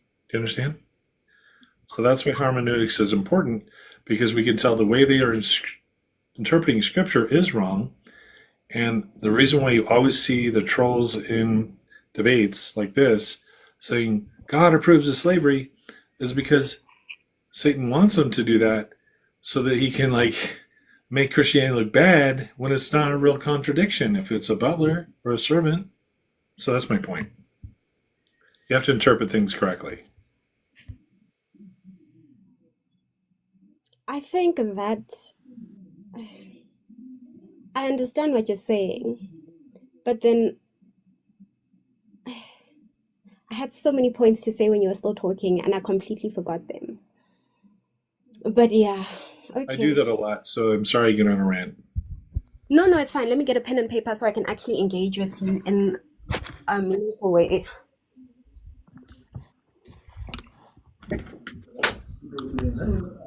Yeah, when Christians disagree, we have like it's called like an exegetical debate where we're going to appeal to the exegesis of the Bible, which is hermeneutics, an objective way to interpret the Bible. And then it's up to the person to decide, like, I guess, who makes the better argument. Well, and exactly, like, so the other day, a guy got on here and was talking about, on my live, about little she-bears attacking 42 children, okay? So the way the word children was used in that day, it says young boys in different versions, right? The actual Hebrew word is nar katan. Nar, meaning like, could be like boys of 18 years or older, or like up to the point of a person using a king. So that actually helped me now to be able to defend why the prophet, who is called bald man, go up, because if you read in that scripture, interpret it correctly, Elijah was the prophet who was raised up by chariots of fire into heaven. And Elisha, which is his servant, okay, what like not his servant, his predecessor, or I don't know, prodigy, that basically was also told to go up to heaven and get out of there by those young boys. These young boys, if you interpret the word narkatan rather than young boys, these were young men. And 42 of them coming after a prophet is like, if they lived in a very violent city named Jericho, and they were after violence, and they wanted him away. They wanted him away from their nation so they could continue behaving badly. So when God allowed They're mocking God's prophet. Not only were they mocking it, but they were after to destroy the prophet. So God used that as self-defense against these young men. But like the atheists, let's say they come in and attack God's character and say that he basically sicked 42 toddlers, were coming after the, you know what I mean, saying, Bob man, just calling them names, is the way they interpret it. So compare contradictory and say, they were just young children and they weren't all compliant and they attacked them all. Did they really deserve to die in the hands of the she-bear? But so when you interpret that story in two different ways, it totally tells you a different story. When you understand the context, the city they were surrounding, just prior to that chapter in 2 Kings chapter 2, that they were seeing Elijah going up in the sky, and then narkatan, when you learn what the word means in Hebrew. I just learned this a few days ago, and I'm 52 years old, how to defend that scripture. Because in Sunday school, they use it as a lesson to respect your elders. That's not what was happening. You understand the context more when you understand the historical background. You understand, like, what the Bible actually is saying, what the actual words were written in the original Hebrew. So now it's no longer of, like, the Sunday school teacher trying to teach the little kids to respect their elders, but it's actually a violent option for these young men attacking a prophet, that God used it as self-defense. Like, he didn't have a pew-pew to get these 42 young men to go away from him. You know what I mean? God used what he had back then, which was 2 she-bears. Oh, I gotta respond to the chat. Okay. They're asking me what is a transcendental proof? A transcendental proof takes a fact about our mental life, like I have knowledge, and then I asked the question. Ask it was what real quick. I asked the question. What else? What other fact has to be true for the fact of me having knowledge to be true? Like I show there's a necessary relationship between the fact that I have knowledge and the fact that God exists. That's a transcendental proof. Anyways, so, go ahead. Wait, please explain that again. I'm gonna go. All right. I got like 45 minutes before my live, so. All right. Sounds good. Before I start work. You have a good day, sir. Thank you. Transcendental proof for God takes a fact about our mental life, like the fact that I have knowledge. And I go, what other fact has to be true for me to have knowledge? Can you please explain it without using like God or anything? Like, just what is a transcendental proof? It just shows there's like a necessary relationship. So like, if knowledge is possible, then God must exist because God is necessary for knowledge. So it's called a transcendental necessity. I understand that, but I don't think that's true. It is true. So like, think about an apple. I think the only thing that you can say for sure, right, is that you don't know why we have knowledge. It doesn't necessarily prove that there is a God. But if I asked you, do you know that? Then you'd have to say, I don't know. So you can't even say but science is willing to that's see a contradiction. But what you said is a contradiction. No, saying I don't know isn't a contradiction. It's saying I don't know. It is. Because if I ask you, do you know that? I'm saying that with knowledge. If you say, I don't know, and I say, do you know that? Because I know what I'm experiencing. Okay, but you're saying, I don't know. And then I go, do you know that? You see how that's a contradiction? Because how could you know that you don't know? That's a contradiction? But that doesn't prove God. Right. But what proves God is that the necessary relationship between God and knowledge. Okay. So. What is that relationship? Okay, if we lived in a world where everything was randomly changing all the time, you wouldn't be able to have knowledge, right? Because as soon as I talk about the cat could have changed into a dog, right? Before I even finish the sentence. Mm-hmm.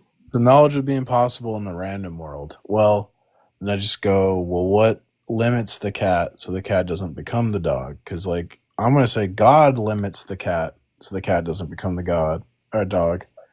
What in a non-God model, what else that's not God would limit the cat so the cat doesn't become a dog, and then we can have knowledge? You know what the thing is, right? You say God, but then it's only you seeding knowledge without seeding knowledge. Do you know what I mean? When you say it's a contradiction, you saying that no, it's God it's the very same type of reasoning that is used behind I don't know. You're only calling it's God. Yeah, and I'm saying God revealed himself. So it's God, and I know that because he told me. That's not evidence. That's your experience of the world. That's not evidence. It's my model of the world, and I'm saying, like, let's look at my model of the world and let's look at your model of the world, because only my model uniquely can be consistent with observable data. Your model is not consistent with observable data. No, that's not true though. Saying, okay, like right now, right? If I ask you, where in South Africa am I? You can say you don't know without being contradictory because you don't know.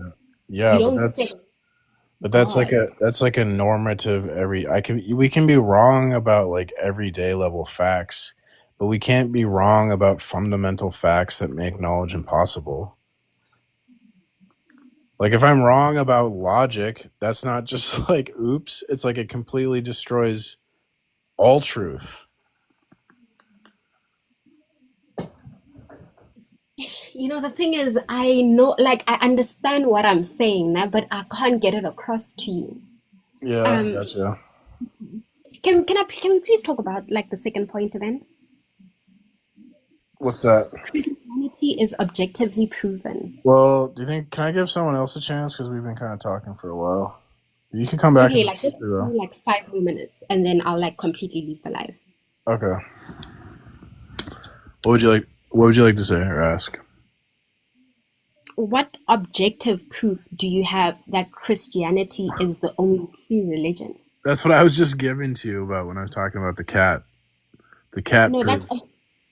that's like a feel, like that's a proof in your mind. That's a logic proof. I'm not looking for a logic proof. I'm looking for evidence. Like a scientific proof. Like, no, not a proof. I'm looking for evidence. Evidence as in not lived experiences, but something that happens in the real world. Okay. Well, George Foreman's wife got a vision that he would win the heavyweight championship of the world. Hmm. And at age 45, George Foreman shocked the world by winning the heavyweight championship.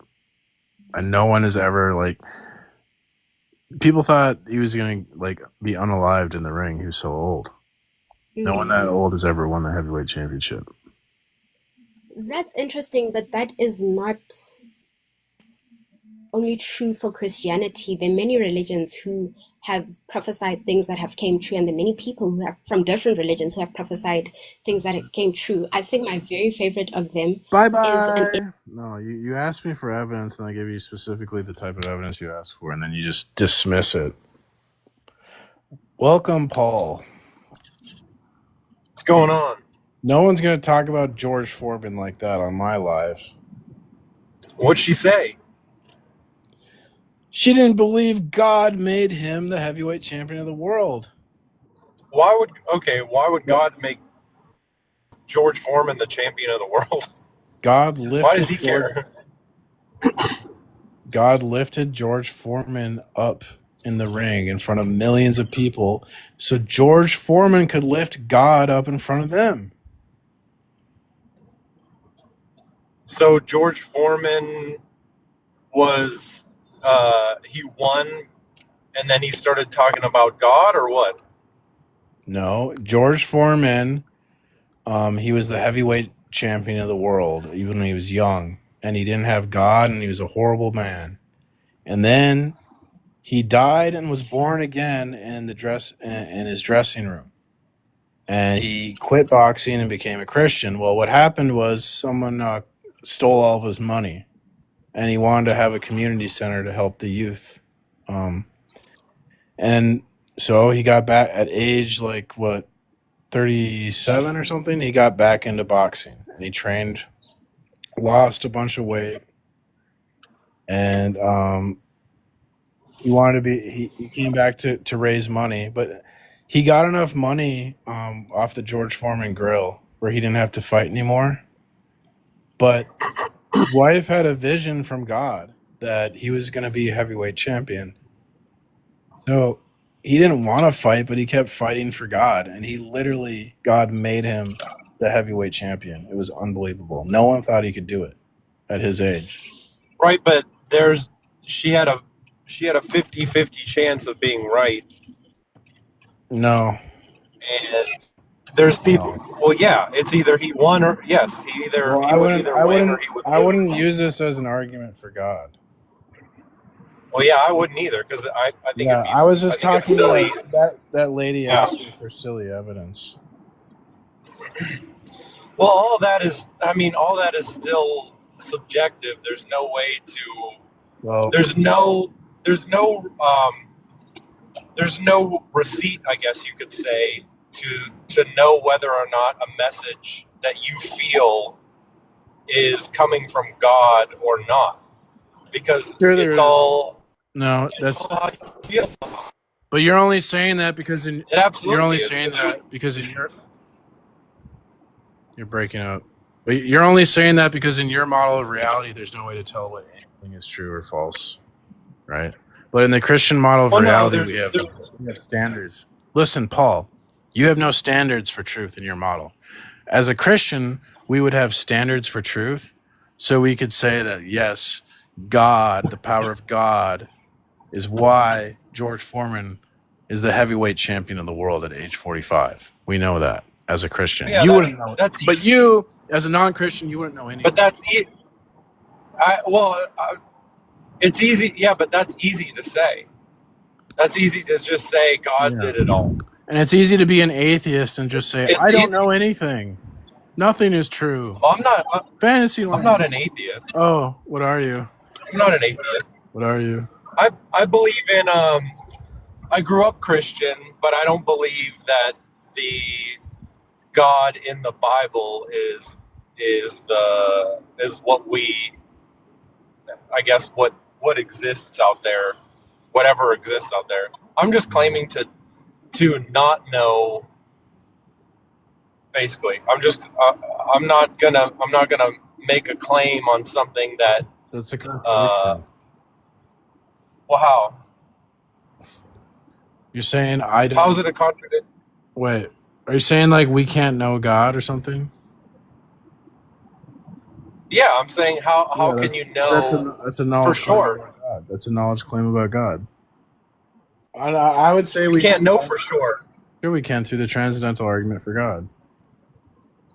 Yeah, but what's the transcendental argument? Just that your knowledge thing you were talking about? Yeah. So without God, all knowledge would be tainted by human bias. We wouldn't be able to experience the world apart from a human bias. So we need God's mind. How's that? Well, we're human beings. When we experience the world, we do through a human bias, being that we are humans. So the question becomes, how do we know the world apart from our human bias? Well, God comes in to save the day like Superman. And God, not being human, can interpret the world without a human bias. And then God, being God, all-powerful, can reveal that knowledge to us. And then that knowledge can serve as a basis for which we could do science. Okay, so that's the problem is there's no way to know whether or not somebody's claim that what they're getting information from God or not. Because there's plenty of people who claim to get knowledge from God that do things that would not align with the Christian Bible. So how are they any more wrong than you? If you deny the revelation in the Christian Bible, that would entail a performative contradiction. So right, but there are people who claim to follow the Christian Bible and claim to get knowledge from God and all the same things, but what they do would contradict what the teaching of God is, and then it just comes down to it just comes down to what the person decides for themselves whether or not it's right or not. We're not expected to be perfect. Right, but if you're following a rule book. But I presented evidence. Hello. So do you have a defeated? No, you didn't. I didn't. So the Stanford Encyclopedia for Philosophy, it has an entry on transcendental arguments, transcendental proof, and the Stanford Encyclopedia says it's a valid evidence. So do you know something that Stanford Encyclopedia doesn't know? What's the transcendental? What's the definition then? In the encyclopedia. Well, are you the definition of like slow at processing information? No, I asked what the definition that you're referring to says. If that's what you're using. I don't know. What do you mean? What does it say? It says it's a valid. You said the encyclopedia gives a definition for transcendental. The Stanford Encyclopedia of Philosophy has an entry on transcendental arguments. They're considered like a valid form of proof. So you said it wasn't evidence, or I didn't make an argument. Do you know something that the Stanford are you smarter than the Stanford Encyclopedia of Philosophy? That's what I'm asking. No, I don't think I'm smarter than that. Okay, so then why are you disagreeing with them? According to them, I'm not disagreeing with them. I'm disagreeing. I'm disagreeing that Christianity is objective. It's not. I gave a transcendental argument. So do you have a defeater for the argument?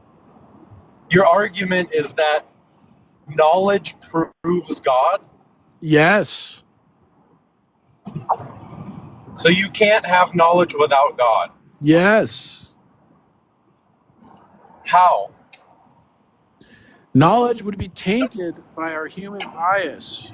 And if knowledge is tainted by our human bias, it would reduce to subjective.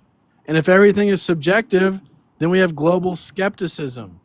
So to avoid global skepticism, we must accept the authority of God's revelation. Are you willing to accept God's authority and avoid global skepticism? Or are you going to say that you know nothing? I wouldn't say that I know nothing, but I just don't think that.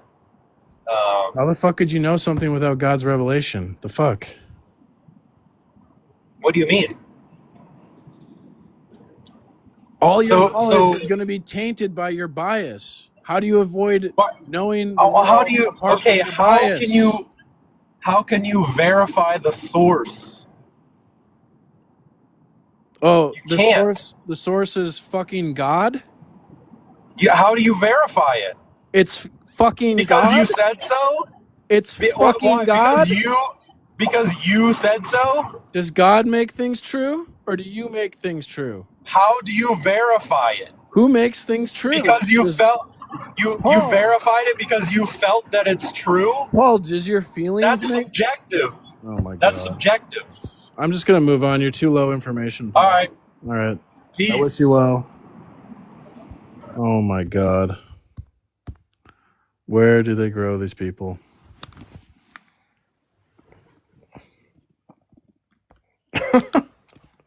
Like, I break it down so freaking simple. Paul raised good points. Are you kidding me? What metaphysical reality are you people in where you think that guy made good points?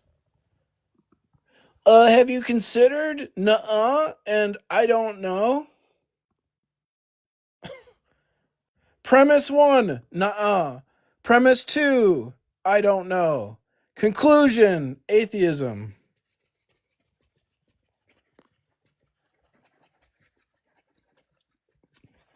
Good argument. Yeah, that makes sense. I mean, it's just going to follow from nuh-uh that, I don't know. And then I don't know is just going to entail atheism. Brilliant.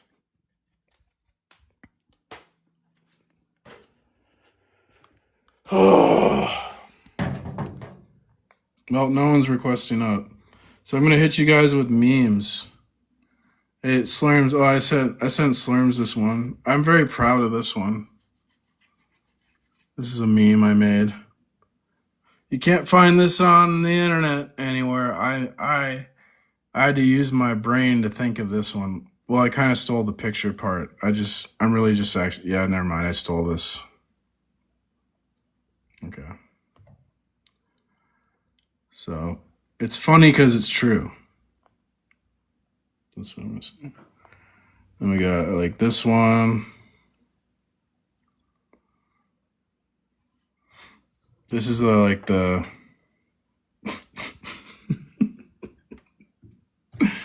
these are like the people who think the guy who on this is like the people who think what's his name?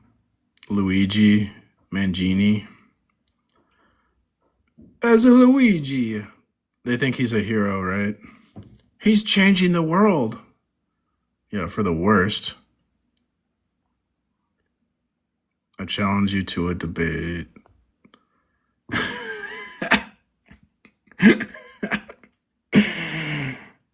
This is a COVID meme.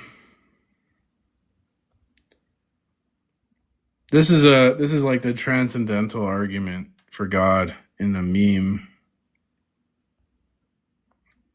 Is logic real? Got him. These nuts. This is also a transcendental argument in a meme. See, like, I figured, like, maybe you guys can understand the transcendental argument in the meme form. Does this meme of the transcendental argument, does this do anything for you? Smooth brains out there? Is that doing anything for you? My reasoning tells me that the emergence of life was accidental. Was your reasoning accidental? You see, because reasoning can't be accidental. Like, for example, if you ask me your age, or I say I think you're like 25 years old, and I'm right. That's not knowledge because I just got lucky. I accidentally guessed your age. Knowledge has to have like a justification. So like if I had your driver's license and so I would have a justification to think you're 25, then I could know that you're 25. But if I just guess you're 25 and accidentally get it right, that's not knowledge. I like this one. What did you learn in science today, Billy? How to influence social policy by manipulating data. Pretty much.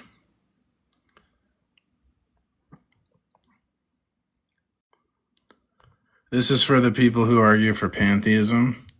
We're one, man. The universe is God. Hand me our wallet. See, they don't live that way, right? This is what we're saying. It's like, why don't you just like have beliefs that are consistent with what you do? Like, why do you want to have these weird beliefs? Oh, that might be too spicy for TikTok. This is pretty borderline, this one. But I thought it was pretty funny. This is why Kamala lost the election, ladies and gentlemen, right here. According to Bill Maher. So, and some other people. They might not be wrong. And I like this one. They say that, oh, you're making a circular argument. We gotta just believe science, dude. If we don't believe science, then everything's circular, man. But science avoids circularity because science proves science. It's important to be well adjusted to society. What if society is sick? These are the questions we should be asking. Does anyone ask this question? You guys just assume you're all normal? You're normies?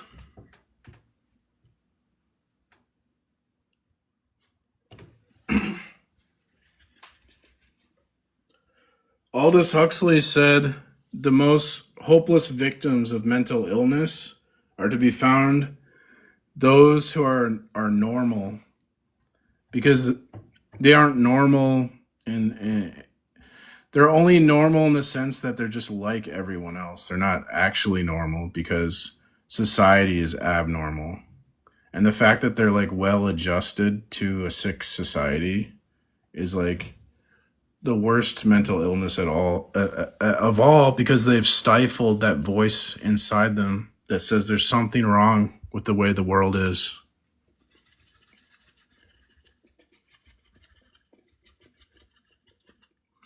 They've stifled they've alienated their own humanity and become a part of the machine.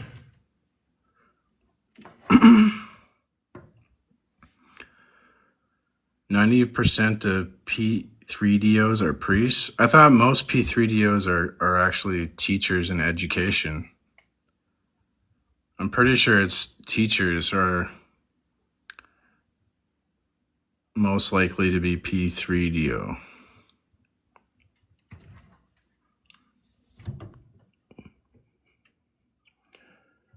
Yeah, if you're going to be consistent and say, talk about the P3DOs in the Catholic Church, what about the P3DOs in the educational system? That's full of them. You gonna send your kids to public education? Keep them away from the church, though. That'll keep them safe. They'll be safe in the school.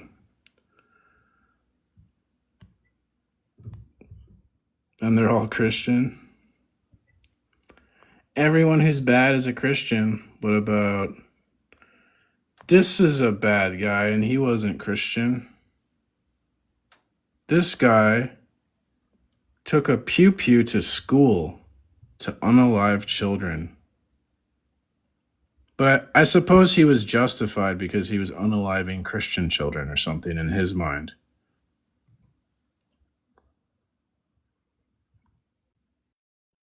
If we just stop being religious, then there'll be no more hate.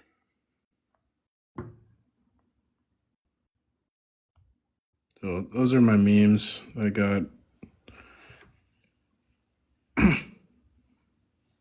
Right?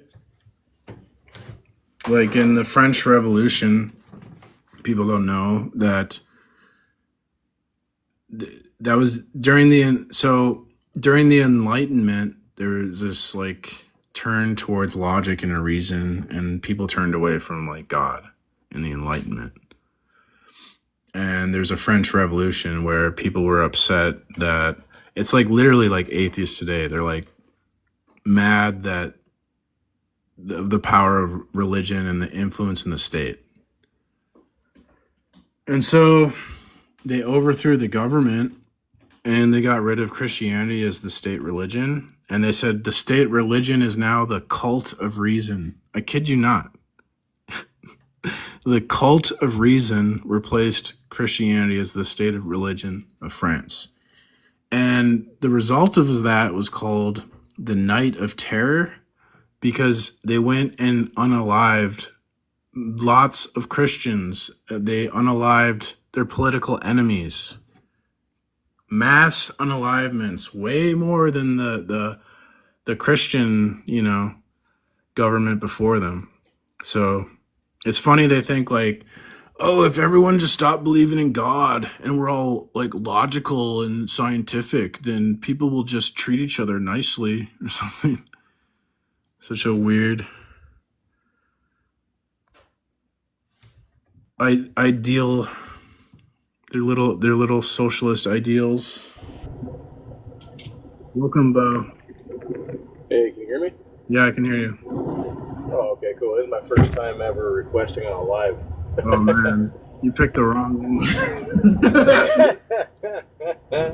Hey, so I am an atheist, and can you explain to me what you mean, real quick, with that transcendental argument? Sure. It's like you got kind of like a lot of noise. If you could like, can you mute when you're not talking? You got a lot of background noise. I'm a truck driver, man. Let's see it. How do I mute when I'm not? Well, here we'll just try and work on it. So the idea is that I take a fact about my mental life. What is that noise? Sounds like I take a fact about my mental life and I go, well, what is necessary for this fact to be true? Like that I have knowledge. So what is necessary for me to have knowledge? And then I can just show that like the Christian model of reality, the Christian God is going to be necessary for me to have knowledge. Okay, but how do you know that? I mean, to me, you're jumping to a conclusion there. Like, so how do you make the bridge between, or from that gap to knowing that God is necessary for that knowledge? Like, how do you bridge that gap? We use something like they call it like a coherentist theory of truth, where we would have to assume the model of reality and like look for like, can the model of reality be so like for there to be facts, there has to be order in the world. So God has to endow the world with like sort of a logical order or scientific order. How do you know okay, so how do you know there's order in the world then? Because I mean, in my worldview, the entire universe is chaotic. I mean, It's not though. it's There's how is it not patterns. chaotic? Well, there's yeah, patterns. okay, so but patterns exist in chaos too, right? I mean, No. hold on. Let me explain this, because we as humans we strive to see patterns, right? We see patterns in pretty much anything, right? So the universe can have an illusion of order, right? So No. now I don't know if you've had. Well, yeah, it can. How can it not have an illusion of order? Because, like, okay, so we see like a thing, like a ball, a basketball. It has certain properties, and those properties stay consistent over time, right? Like the basketball doesn't change properties. What? What do you mean the properties stay consistent over time? Because basketballs deflate. That's a property that doesn't stay consistent. Yeah, but like it's going to be like round. It's going to be like orange. Well, but if it deflates, it's not going to be round. And if it stays in the sun for too long, it's not going to be as orange. It's not so going to the really. properties do not stay consistent. Okay. Well, I'm not trying. I apologize if I'm interrupting. I'm not trying to. I think there may be a little bit of delay. I apologize. But so would you not agree then that those properties are not consistent? If they have, you're quibbling. No, you're just quibbling. You're not really getting it. So I'll use a different example, like a rock, right? I'm not quibbling, but all right. Okay, go ahead. You are quibbling. A rock. Let's take a rock then. A rock has certain properties, and that rock's properties stay consistent over time, right? Not necessarily. What if it? Okay, well, yeah. Like I said, I'm a trucker, so it's. Sounds like there's something rubbing or something. Yeah, it's the transmission, man. Is what it is. It's the transmission's going out. It's kind of rough. So.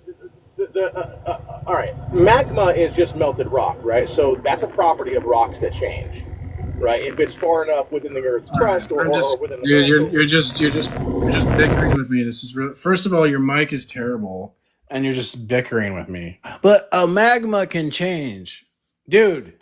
Why, dude? Things exist. Objects have properties, and they stay consistent over time. That's a duh. You don't argue about that. They want to argue about things that aren't controversial. I go, water's wet. So, well, it's not necessarily wet. Like, oh, what if you freeze it? Fuck off.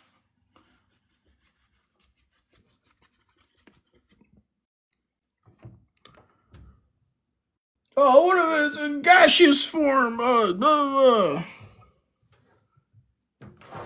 It's like, what if I can never make a point because you're being uncooperative? What if that? What if I can't fucking make an argument because you want to quibble and bicker constantly? What if that? What if I can't make an argument because you're constantly asking me what I mean by every fucking word I use? What about that?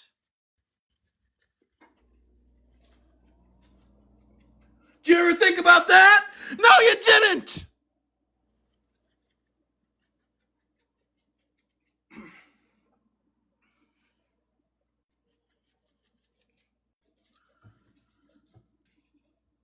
Yeah, I'm just yelling to be funny, so.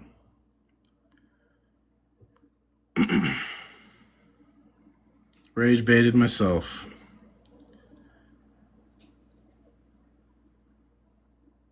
Don't let TikTok be your downfall. Dude, I'm just joking. I'm not that mad. I'm just screaming to be funny. They don't understand comedy though, because there's no scientific evidence for comedy. So it's like a total fucking mystery to them. Like how do these people like tie their shoes in the morning? Like their whole life is a mystery. They don't get jokes. They can't understand evidence.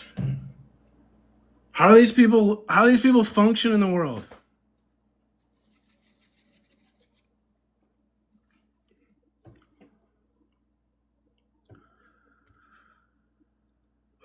Anyways, maybe I'm not funny. Well, my mom, she used to tell me that I laugh at my own jokes. all the time. So I don't know. Maybe I'm like a selfish comedian. I'm just really selfish about it.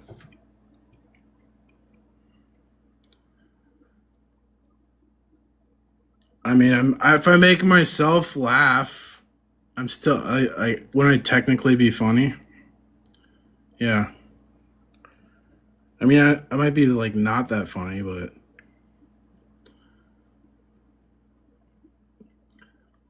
comedy is kind of weird. You have to like, it's kind of like a science. You have to like test out jokes on audiences, and then it's like weird because like some audience could respond to a joke really well, and another audience might not. And then it's like, why is that? Is it like how you presented the joke? Is it like something happened in the news that day that people are like in a different mood or something? I'm the Andy Kaufman of Christian humor. I mean, that would be a huge compliment if that were true. Andy Kaufman is a legend.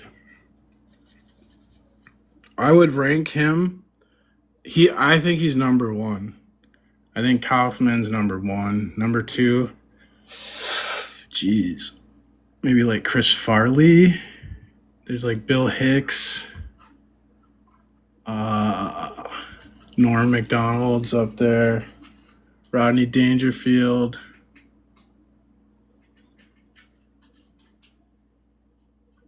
Yeah, I think Kaufman is number one.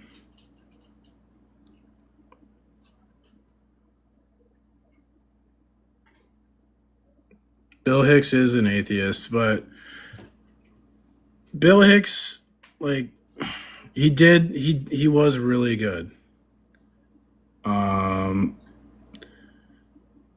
Yeah, I didn't like his views on religion. I thought were pretty stupid, but when he pointed out how hypocritical people are and like how like bullshit, like he was anti-authoritarian, so I respect Bill Hicks.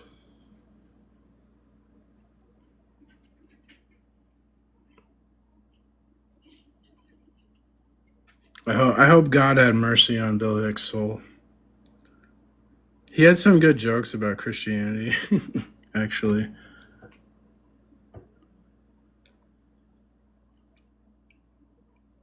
I used one of them on Darth one time. He had this joke where like he was doing a set and he pissed off all these Christians. And so after the comedy show, they come up to him and they're like, "We don't like what you said about Jesus." And he goes, "So forgive me." I did the same thing to Darth. Like one time, there's an atheist on Discord by the name of Mars. And I was on a YouTube live stream.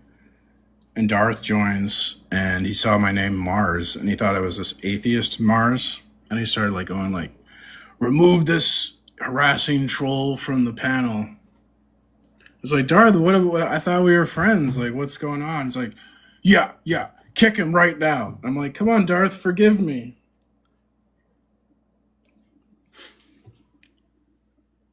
Once you've pushed Darth to a certain point, I think it's like it takes a lot of effort to get in his good graces again. So, but then he realized that it wasn't me, and so he's like, "Oh, my bad." But like, I'm not mad at him. Or like, some people get so mad if like they get kicked. I don't like. They used to kind of bother me. Like people are always like blocking you and suppressing the truth and stuff. It used to bother me, but now I'm just like, oh, whatever. I'll just do my own thing. It actually forces you, like sometimes when we're doing these like online communities where we like talk to each other, it can become like an echo chamber where you're like talking to the same people every day. So I'm kind of like, I like to buck the trend and go against the groupthink and everything. So I make people uncomfortable and I end up getting like banned in a lot of places. But it's actually been like a good thing because it's forced me to like go out and meet other people where like sometimes you can just get stuck like talking to the same people like all the time. Like I used to, Julie's laughing. I used to debate flat earth on YouTube where like I'm like a huge conspiracy theorist, and so I was like willing. I'm almost like willing to believe any conspiracy. And I was like, what could the Earth really be flat? Um, but when you research it, it's like obviously dumb. But I was kind of like interested in it, and then I just like talking about conspiracies, so I ended up trying to argue with flat earthers that the Earth was a sphere, and like the flat earthers hated me because I was a sphere earther, but then they liked me because I was into conspiracy, and then like the sphere Earth community, they didn't have a problem with that me not being because I'm not a flat earther, so they didn't have an issue with that, but they didn't like anything like conspiratorial I presented. So it's like both communities hated me and I got banned. I got banned from the entire flat earth debate sphere. I was like kind of notorious. There was actually people that would like frame me. They would like I don't know how to really tell the story about. So there was something called porn bombing, or guys, should I say corn bombing? So like on YouTube, the way YouTube would work, they do a live stream and they put a hangout link in the chat. So anyone in the chat could click the link and join the panel. Well, what happened was like trolls started joining the panel and then playing pornography and then get the YouTube channel like banned. And they called it corn bombing. And so like I never did this, right? Because like that's like despicable to do that to people. I don't want to do that. So but people would frame me. So they would like make an account with my name and then like put my like avatar picture. Or sometimes like one guy even like recorded my webcam and my audio, and then he like played recordings of me on my webcam and my audio and then corn bombed to make it look like I'm the one doing it. And so everyone thought I was doing this like corn bombing on YouTube and getting people's channels shut down. And like everyone hated me. And I was literally being framed. And it's like, imagine trying to convince these people that you're being framed. It's like no one believes you.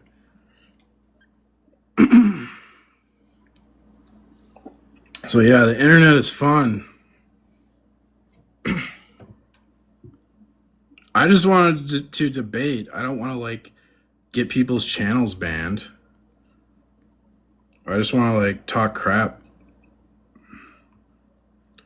So like corn bombing would go against my interests, but so like when a rumor gets started, people aren't like reasonable about things. It's like Salem witch hunt, right? So anyways, that's my past. That's way in the past. Then after I got all banned on the flat earth, I got into the Christian apologetics debates.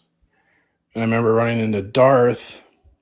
I thought Darth's argument, like, I did not understand it. I thought he was saying, like, atheists can't have knowledge. I'm like, what? They do have knowledge, though, or something like that. And I also thought, like, well, his argument isn't even good because he's not convincing people. But, like, man, I've really learned a lot from Darth. Now I understand the argument. Now I kind of get it. When the beginning, I'd always try to talk to Darth about other things, and he'd always try to like guide me back to the precept. He's like, "No, you got to do the precept. No, you got." I'd be like, "Darth, let's make emotional arguments because these people are emotional." He's like, "No, precept, always precept." But I kind of see things his way now. I mean, we don't like obviously agree on everything, but he's right. I still think that like the argument doesn't convince people, although like he's gonna agree with me. Like he doesn't really Bonson's gonna say we're not like trying to convince people, we're just proving our position. Cause like people are actually convinced by more emotional appeals or appeals to like credibility. Like if you say someone you respect does X, then you think, well, X must be good. So this is why like the atheists will believe in academia, because like academia is considered credible. So academia believes X, therefore I will believe X. That's how they think. That's called ethos. There's ethos, pathos, and logos. Ethos is like credibility. Like when celebrities endorse a product, then you want the product because it's the celebrity endorse it. That's an ethos, appeal to ethos. Then there's pathos, that's obviously the emotional one, like making arguments of like, well, don't you want to live forever? Well, believe in Christianity, you can live forever. Don't you want to avoid hell? You don't want to go to hell, right? Well, turn to Jesus. You don't have to go to hell. That's an emotional argument. And then you have the logos. So people don't really give a shit about the logos. They care about ethos and pathos. Logos is logic, right? People really don't. They want to say, yeah, oh, I'm logical. I believe things. I'm evidence-based. They really aren't. Like, I'll even admit, I didn't like become a Christian because of evidence. I became a Christian because of like, I read the Bible and I thought Jesus is awesome. And I'm like, I want to be a Christian. I want to follow this person. So it's like an emotional or like more of an ethos. Jesus is a credible person. Emotions. I want Jesus's words to be true. That's like why I became a Christian. But then after you become a Christian, then you can like think about logic. And then there's the same thing with the atheist. They'll emotionally become an atheist and then they'll look for like logic afterwards. So after I became a Christian, then I found like arguments I can actually support my position now. So anyways, I'm just rambling. No one's requesting up. I guess I'll just end the live because otherwise I'll have to just keep talking about myself. All right, thanks guys. God bless all the Christians and I wish you well to all